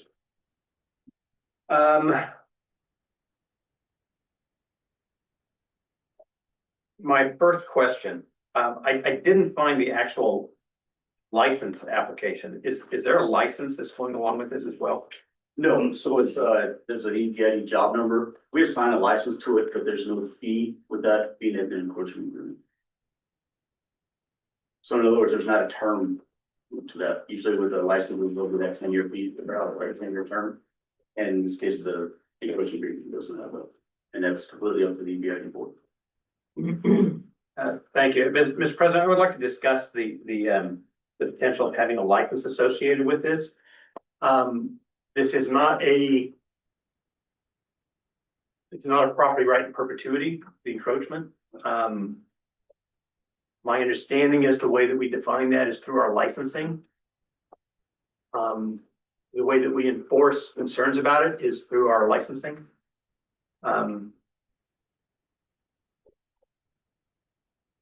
I think it's appropriate to have a license here, although I'm open to reasons why we shouldn't.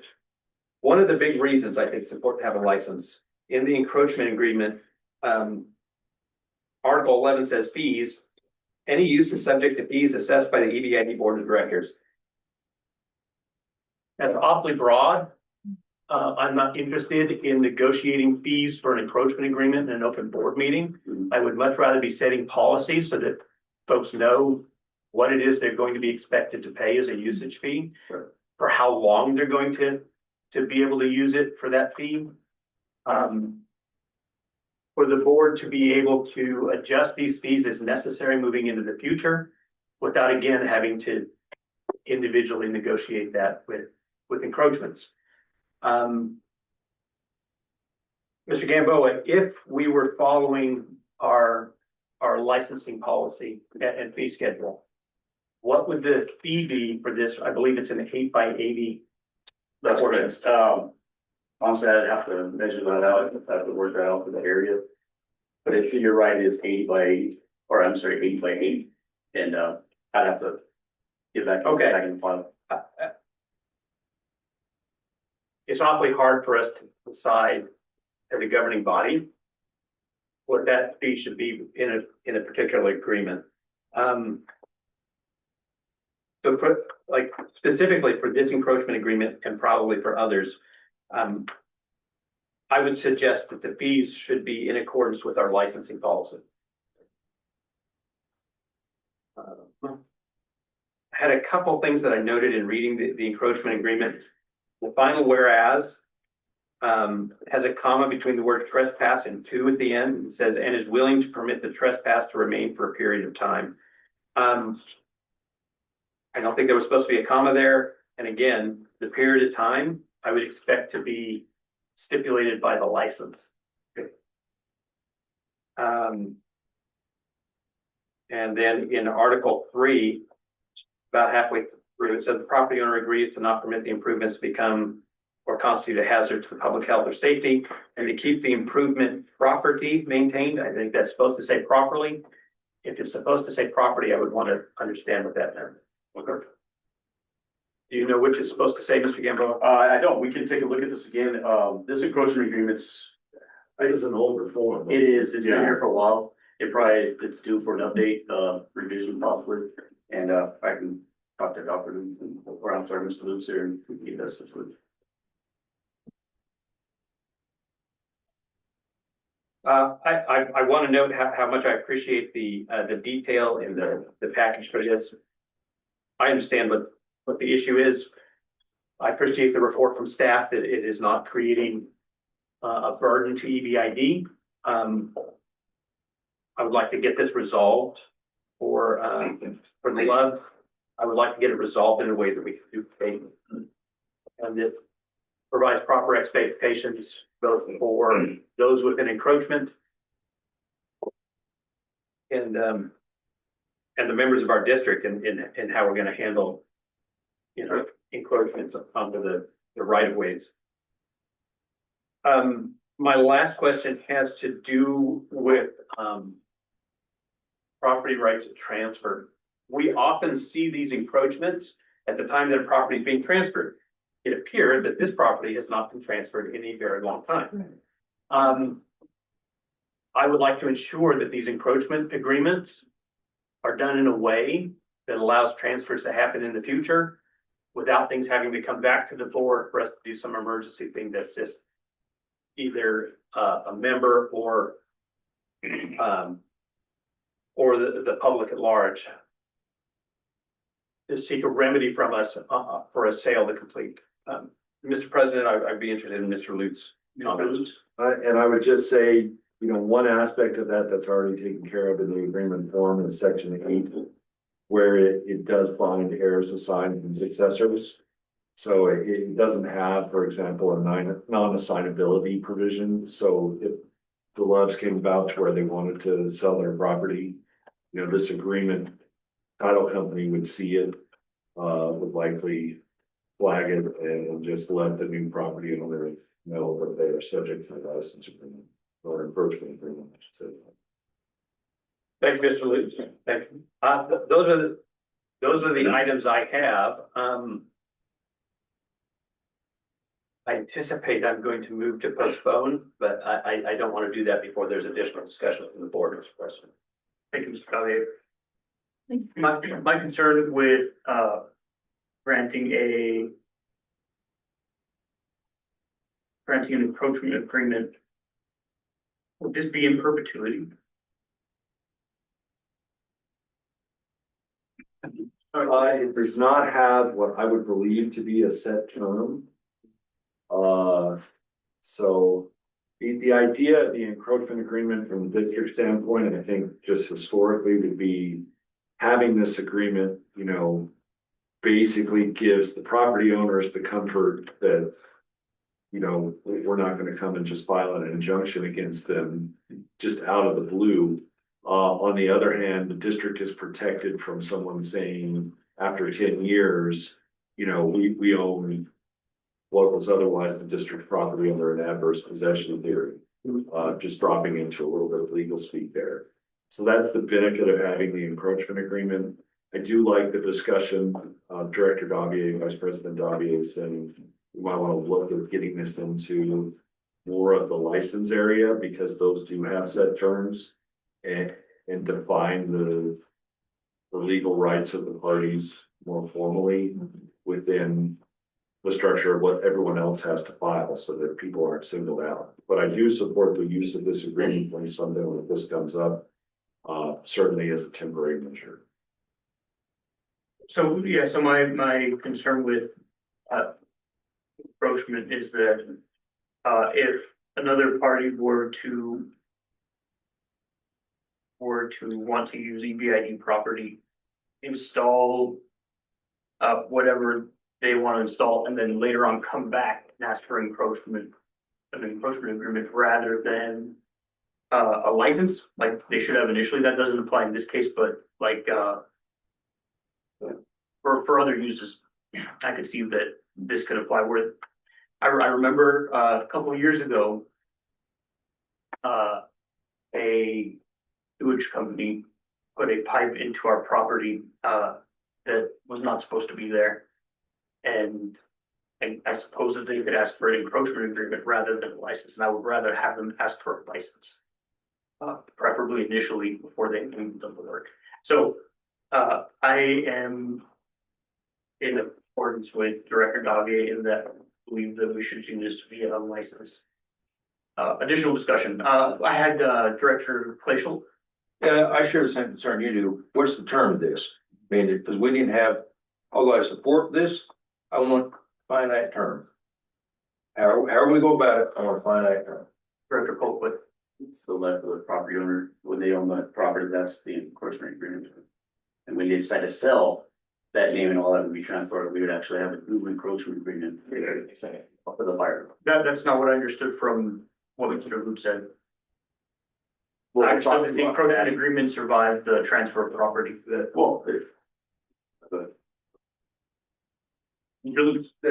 That's actually the way I read it under section 8, is that it would go to the successors of the signs and essentially run with the land.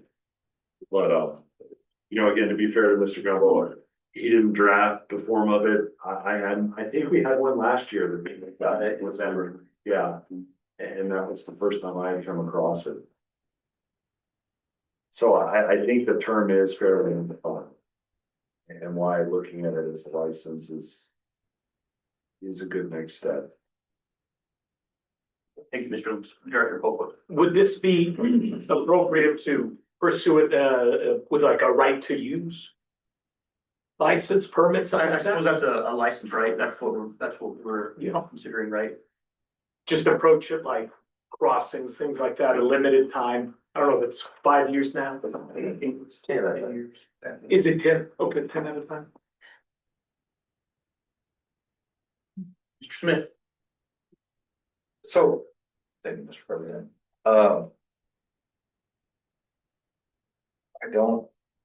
I think this is a topic we need to discuss. I don't know that a license is appropriate for an encroachment agreement just because of the nature of the agreement. Dealing with encroachment agreements, legal perspective and a real estate perspective. And frankly, we don't want to have to renew these. They don't come up very often, but they exist for the life of the encroachment. Could be perpetual. If they tear out their fence, they no longer have the encroachment. But I think this is something that Mr. Roots and I can figure out. I think we should probably assign this to the land use committee. Mr. Lutz. And I just say, kind of building on that, where I see encroachment agreements the most is the title companies are performing a sale, and then for the first time, they figure out the survey on the subdivision was wrong. And a corner of the house has gone on to the next lot. And, the law gets really challenging on that unless you have an encroachment agreement like this. So I draft them for the title companies just to make sure those sales can go through and that, neighbors understand their rights. So I'm in support of the idea and working with the laws to make sure, because it certainly sounds like it was something no one knew about until all these improvements come on the lateral that being done. Mr. President, one of the other issues that we have is we have rights of way that are 180 feet wide in some places that people have no idea. There are houses built within our right of way. permanent structures that have been there for 100 years. So they come up occasionally. Since I've been here, this is only the second encroachment agreement. That's correct. Yes, so we can figure out how to do it. But Mr. President, Mr. Davier, I do want to note and get an opinion on regards to term, like, is it forever? Article 4 says removal or relocation of improvement. At some time in the future, the district may require the improvement to be removed. I would suggest that ends the encroachment agreement. If the improvement's gone, they are not encroaching.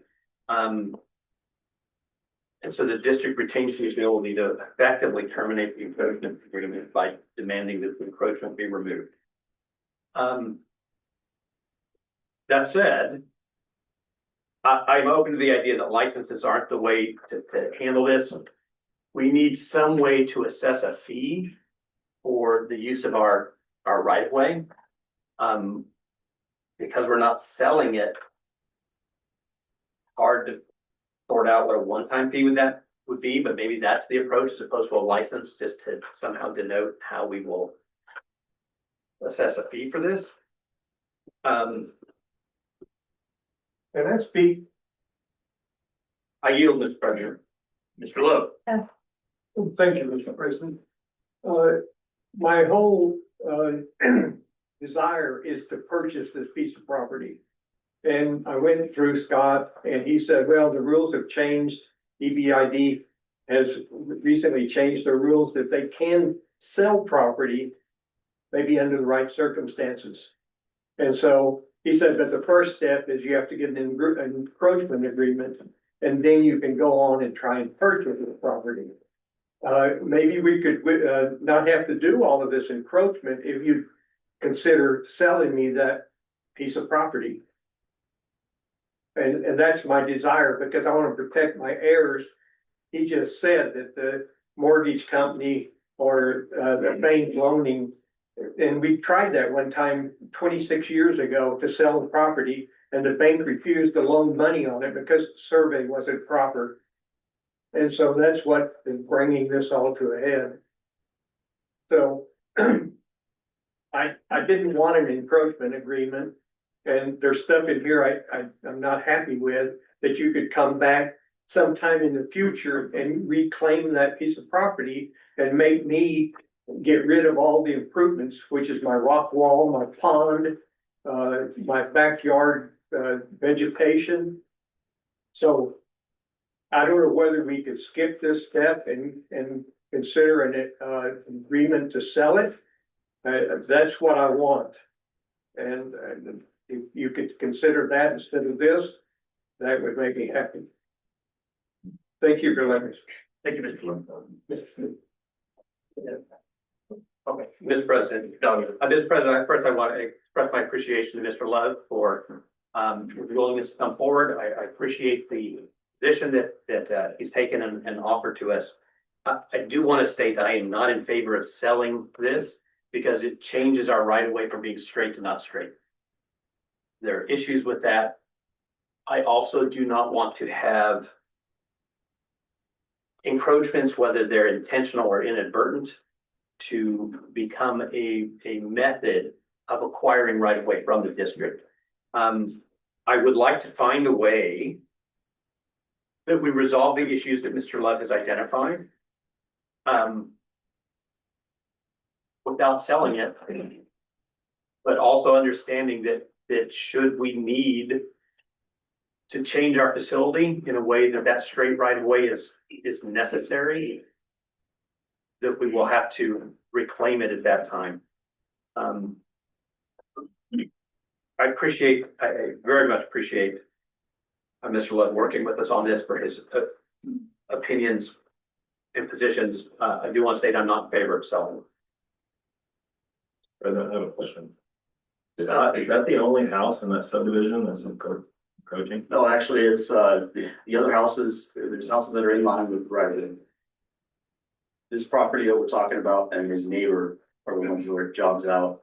And then it gets past the two properties and jogs back in, gets back in line with the right of way. So it's really just the two properties that are next to each other. Adjoining. They're side by side. So it's at the total 80 feet, is that both? No, this is just this property owners. Thank you, Mr. Stark. Director Glacier. Dr. Loveless, dog leg, we see this picture, is that the 8 feet? Yes, sir. Thank you. Mr. President, through you. Fair to mention that DOT has just replaced our facilities 2 years, so it's brand new pipe. They just built the trail over the top. Everything's built from around their house already. So as far as replacing, needing to do any additional work here in the near future, we see very little from that. The town of Mesilla is also designating benches and along the trailway, so. Yeah, just thought I'd add. Thank you, Mr. Rubio. Yes, sir. Mr. Love. Mr. Lutz, you mentioned adverse possession, would this not come under that category? I don't believe so because it hasn't been hostile because no one knew about it. We would have had to known about it and not taken some kind of action within years.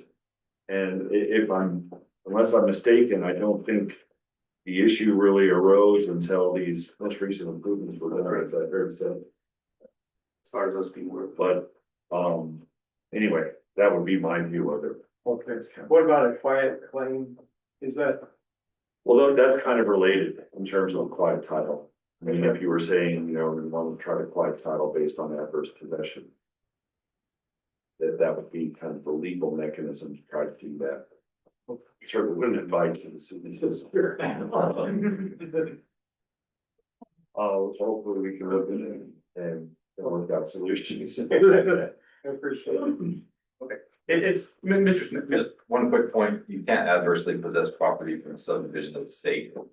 It's statutorily prohibited, so Then there's that. that's. Okay, thank you, Mr. Smith.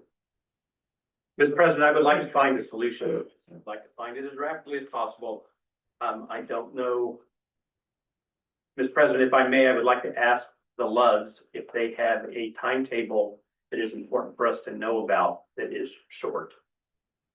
No, it's just, if something happens to us and our heirs wind up in the same predicament, we want to, not have that ever happen. And so as long as we are alive, nothing's gonna happen.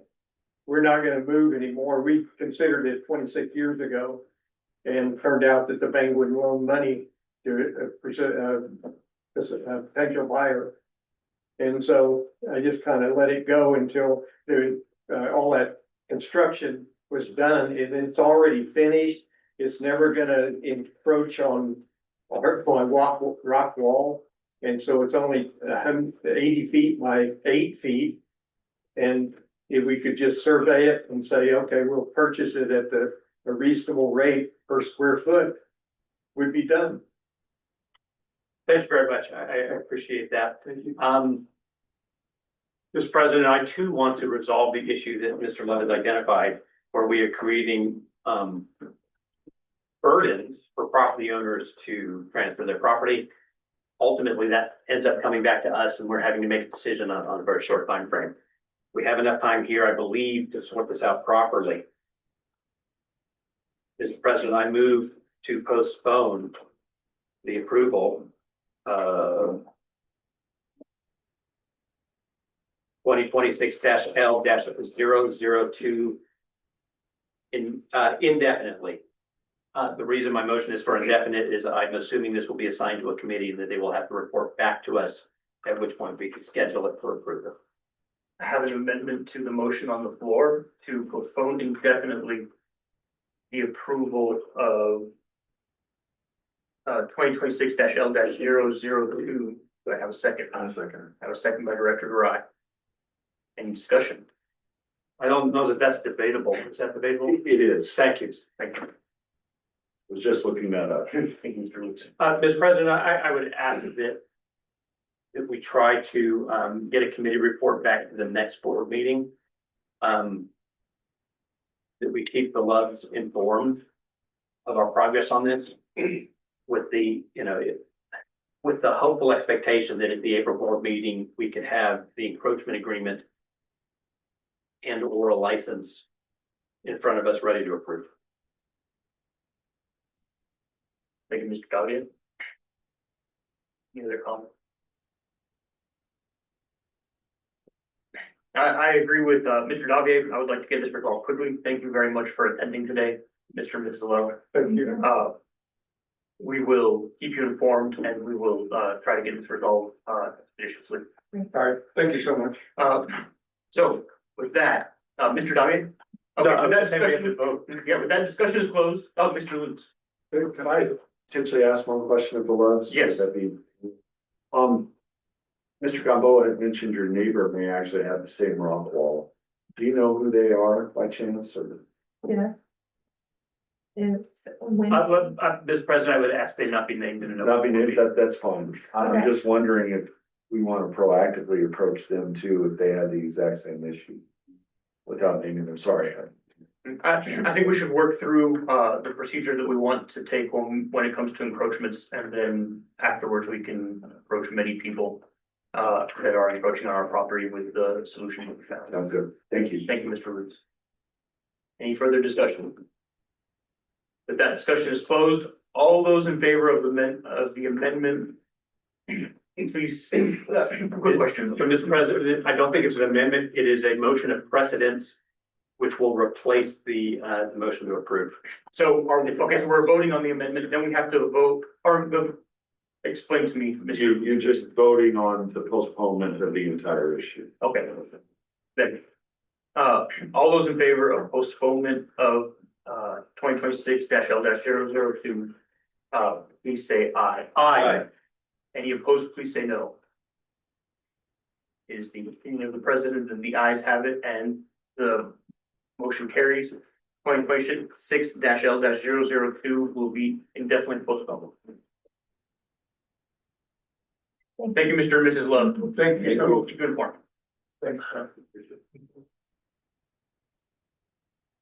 The next item on the agenda is Mr. President, is that is officially going to the land use committee, is that correct? yes, land use committee, please, work with, Mr. Lutz and with Mr. Smith to come up with a policy for how, EBID will deal with the encroachment agreement, by the next board meeting. Thank you. The next item for approval is 2026-L-005, or David Peters. That's good. Yes, sir. This license here is construct, operate, and maintain one vehicle culvert crossing and one pedestrian culvert crossing. The Montoya main lateral. And actually, I'm gonna, Alex, you have any details to this? Rubio. So this license came in 2023. Since then, there's been a lot of movement. As this license was presented, it's for a pedestrian bridge and a vehicular crossing, which was a CBC, a concrete box culvert over the Montoya lateral. According to our policy, 85-ENG4, policy subject to provide acceptable crossings on canals, laterals, and drains for individual and public use. This does not meet our policy. There's a dewatering issue, and Dr. King, if you have any comments there's a dewatering issue there in Sunland Park, which would make it not feasible for them to replace the CDC.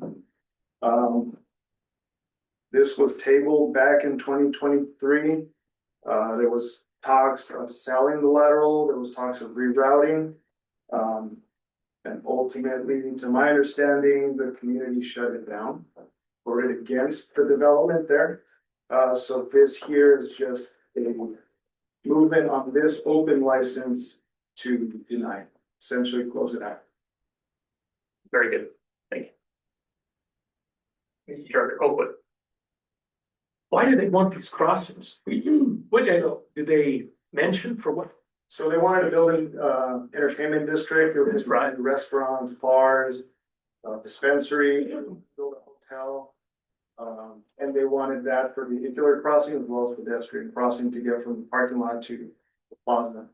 Is that, but that, development is on pause, canceled, what's the story there? To my understanding, it was pretty much shot down. So why does he seek a crossing then if there's no development to be? This was the initial start to the entire project. So before it got shut down, they submitted the license with the pedestrian crossing, the vehicular crossing. And then they got tabled, and then we talked about selling, moratorium was in place. Talked about rerouting, and then it got shut down. And they want a pedestrian crossing just so people could cross the canal? Correct. From one parking lot to the development.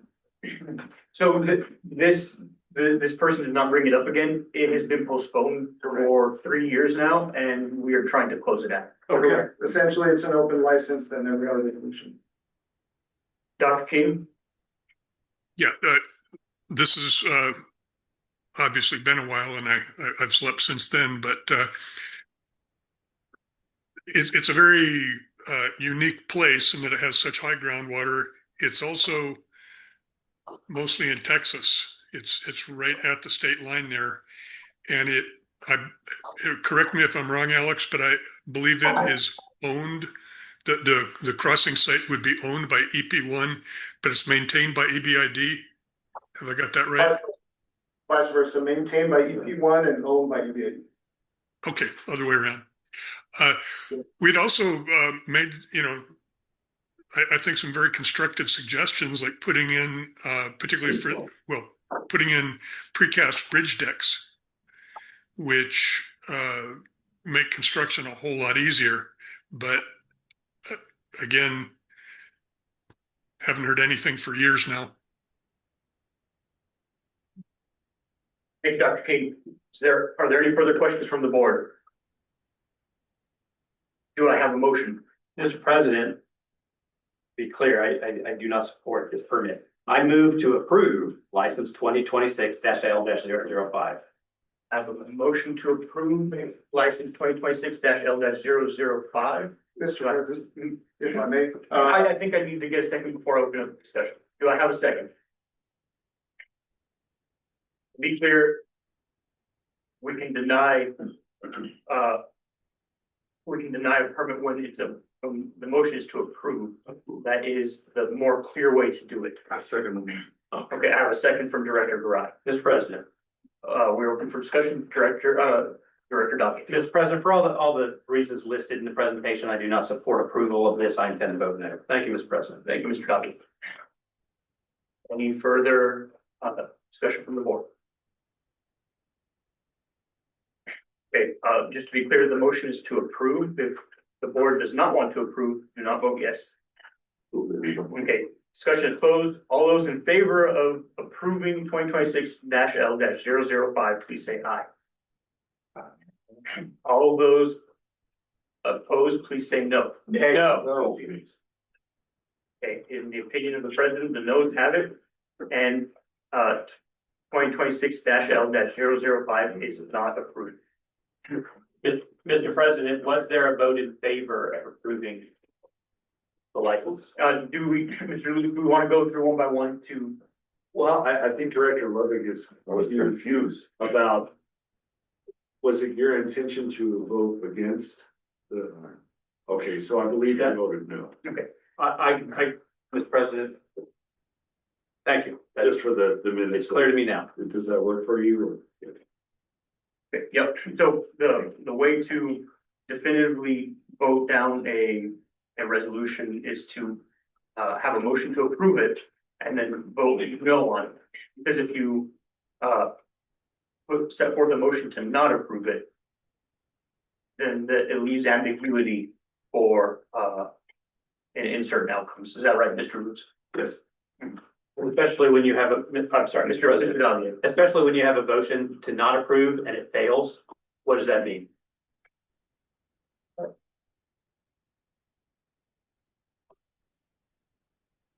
Okay, Then, that is it for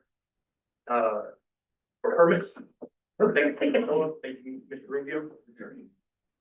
The next item on the agenda is suspension transfer.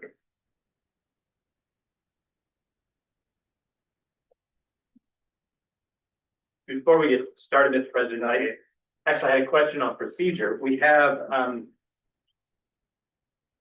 two today. We have a suspension and transfer hearing, and I believe in involuntary suspension resolution. And I just don't actually know, do we need to actually do two formal hearings? I've always believed we combine them in terms of the hearing. And we just describe each of the various transfers. If a situation arose where, there were people here to speak for or against them, and we wanted to handle them separately, we almost could, but if the hearing itself is open and the process is followed, and then they're kind of considered collectively, is the way I always see it. Mr. President, do we need separate motions for our two resolutions, or can we approve them in a combined motion? I think they can be handled in a combined motion. Thank you, Mr. President. Good morning. Very good. Good morning, Ms. Carlson. Let me find the.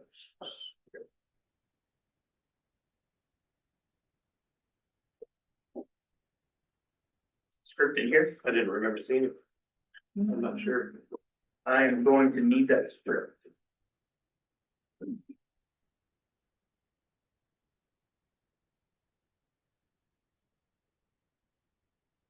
me pull it up from last time.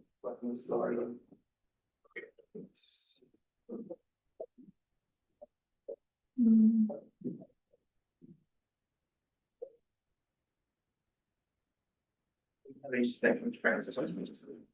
Okay.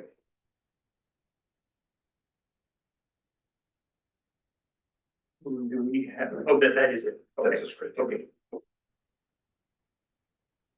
Then I call to order, the board is convened to act on. That's. Vote to the board. It's one of it's in the board. All the way to Oh, okay. Okay. Thank you.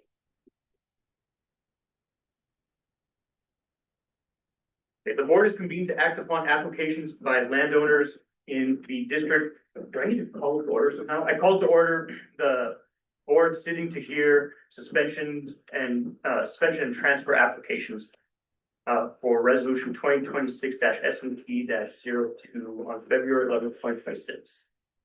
The board is convened to act upon applications by landowners in the district to transfer water rights pertinent to lands within the district which are not suitable for irrigation or capable of being properly irrigated other lands within the district.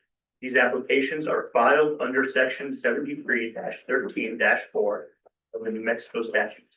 This board will decide if, within their judgment, the other lands within the district may be profitably and advantageously irrigated. The applicants are identified as listed on Exhibit A. The applicants were required to publish notice in any newspaper published within Doñana County of EBID taking action to consider a resolution allowing the transfer. The publication should have listed the time and place of this meeting, listed the action to be taken by this board, listed a description of the move to and move from lands, and listed the reason for the requested transfer. The staff have a copy of the notice of publication. Yes, sir, we do. Were all required points in the publication? Yes, sir. Was the last publication date made prior to this hearing? Yes, sir, it was. Thank you. We will now proceed with presentation by staff. After that, the board members can ask questions of staff. We have two water transfers and suspensions. First one is 2026 WTS 001. James and Elaine Wells is transferring 0.35 water righted acres to Wanda Bowman Credit Shelter Trust. If approved, Mr. and Mrs. Wells will no longer have water rights, and Mrs. Bowman will have a new total of 2.71. Second one we have is 2026 WTS 002. Jerry Paul Burma is transferring 0.83 water-righted acres to Christina McEwen. If approved, Mr. Burma will no longer have water rights, and Ms. McEwen will have a new total of 3.24. We have 12 voluntary suspensions for a total of 13.10 water-righted acres to be suspended. Staff recommends approval on all. Thank you, Ms. Carlson. Does the board have questions of staff? Mr. President, Mr. Dodd? good morning, Ms. Carlson. Good morning. On the involuntary suspension, Yes, sir. well, on the suspension list, there are 2 suspended water rights that appear to be farm rate water rights. Yes, sir. Are those voluntary or involuntary? These are voluntary. All voluntary? Yes, sir. Thank you very much. No more questions, Mr. President. Thank you, Mr. Dodd. Questions from other board members?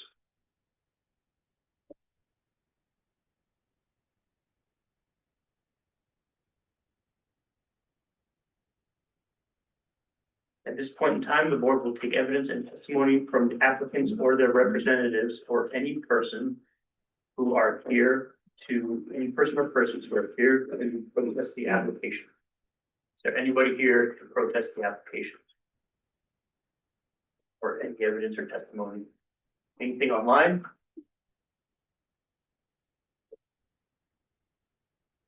Very good. We will proceed with any presentation by the applicants. After that, the board members and EBID staff can ask questions of the applicants. But the applicants or their representatives introduce themselves. Person or online.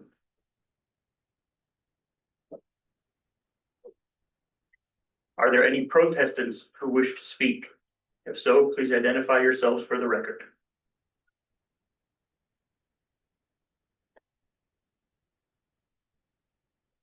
Are there any other comments from the board?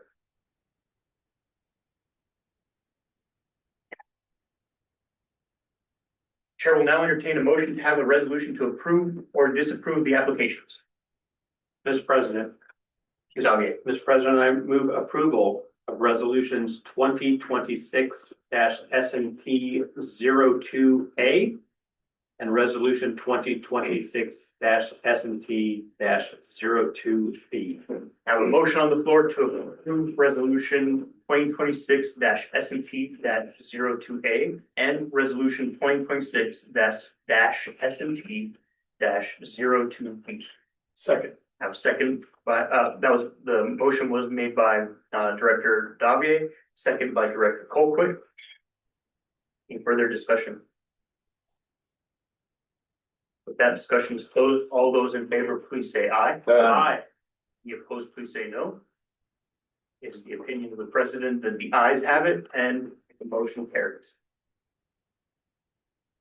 With that, I will entertain a motion to adjourn the board sitting to hear the applications. Mr. President, I move to adjourn the board sitting to hear suspension and transfer. I have a motion on the floor to adjourn by Director Davier, second by Director Clark. All those in favor, please say aye. Aye. And please say no. The opinion of the president, the ayes have it, the motion carries. The board is adjourned. Do we have to have a motion to enter into? Okay. Very good. Thank you. And that brings us to the end of our open session agenda items. I will entertain a motion to go into closed session. This was so made. I have a motion by Director Garai, seconded by Director Colquitt to go into closed session. All those in favor, please say aye. Aye. Any opposed, please say no. You, the president, the ayes have it. We are now in closed session. Thank you, everyone. Hi.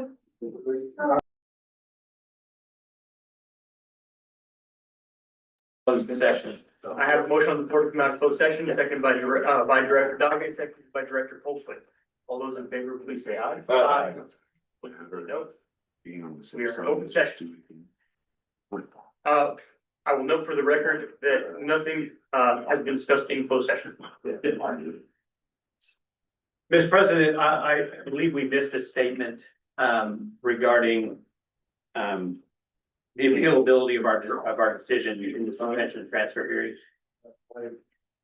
Mr. Lutz, how do we add this back into the record?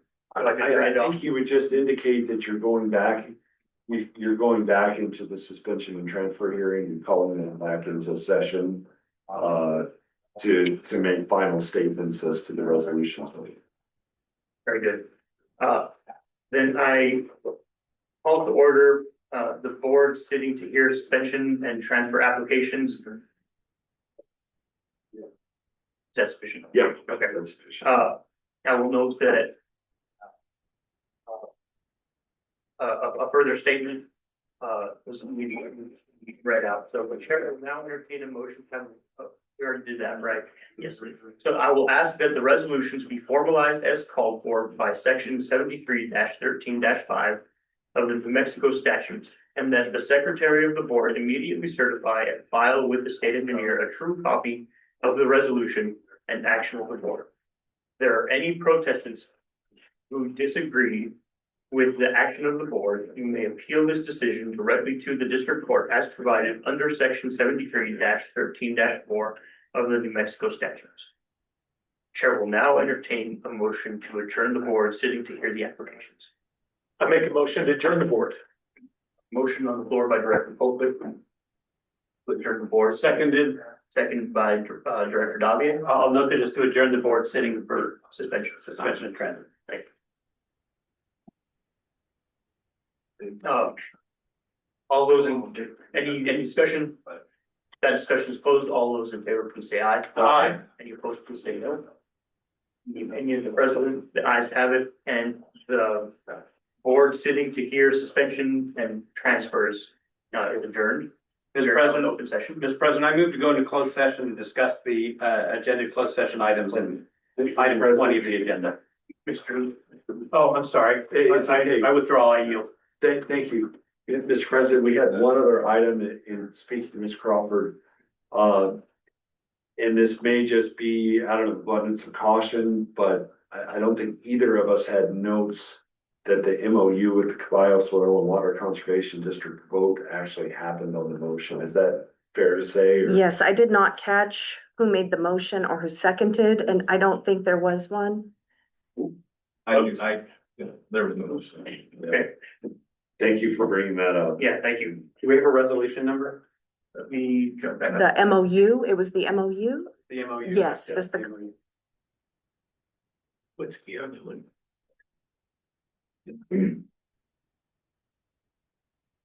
I did have a count that it was approved. I just did not catch that a motion was made.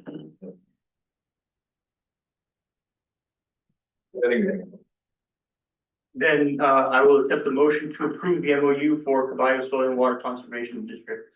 I'll make a motion to approve the MOU for the soil district. Second. I have a motion on the floor by Director Colquitt, seconded by Director Glacial, to approve the MOU between EBID and Caballo Soil and Water Conservation District. Is there any discussion? All those in favor, please say aye. Aye. Any opposed, please say no. In the opinion of the president, the ayes have it, and the MOU is approved. Thank you, Mr. Lutz. Thank you, Ms. Crawford. Mr. President, Mr. Lutz, is there anything that we need to note, given that we are acting on that out of order, the agenda? I don't think so, because it was legitimate now. I think you're clearing it up in the meeting that was set for an agenda, so the minutes are gonna reflect if there are any concerns. Thank you, Mr. President. Very good. Thank you. Mr. President, Mr. Davian. I move to go into closed session to discuss the agenda closed session items on line 20 of our agenda. Second. I have a motion on the floor by Mr. Davian, seconded by Ms. Colquitt, to go into closed session. All those in favor, please say aye. Aye. Opposed, please say no. Opinion of the president, the ayes have it. We are in closed session.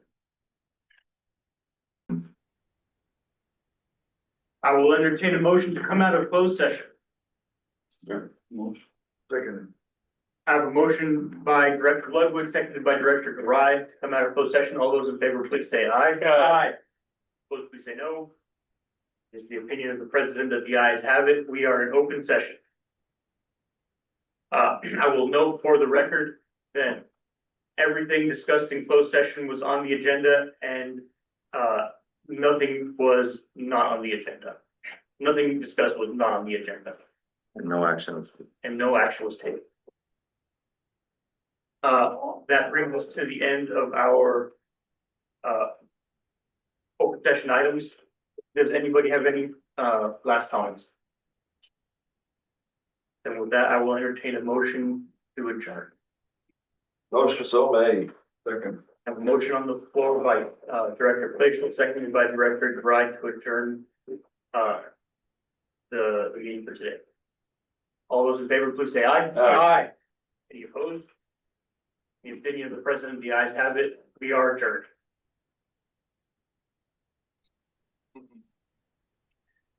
I never need to come out of closed session. Thanks, DL and Bill. Yes, sir. Have a nice day, guys. Take care. Bye-bye.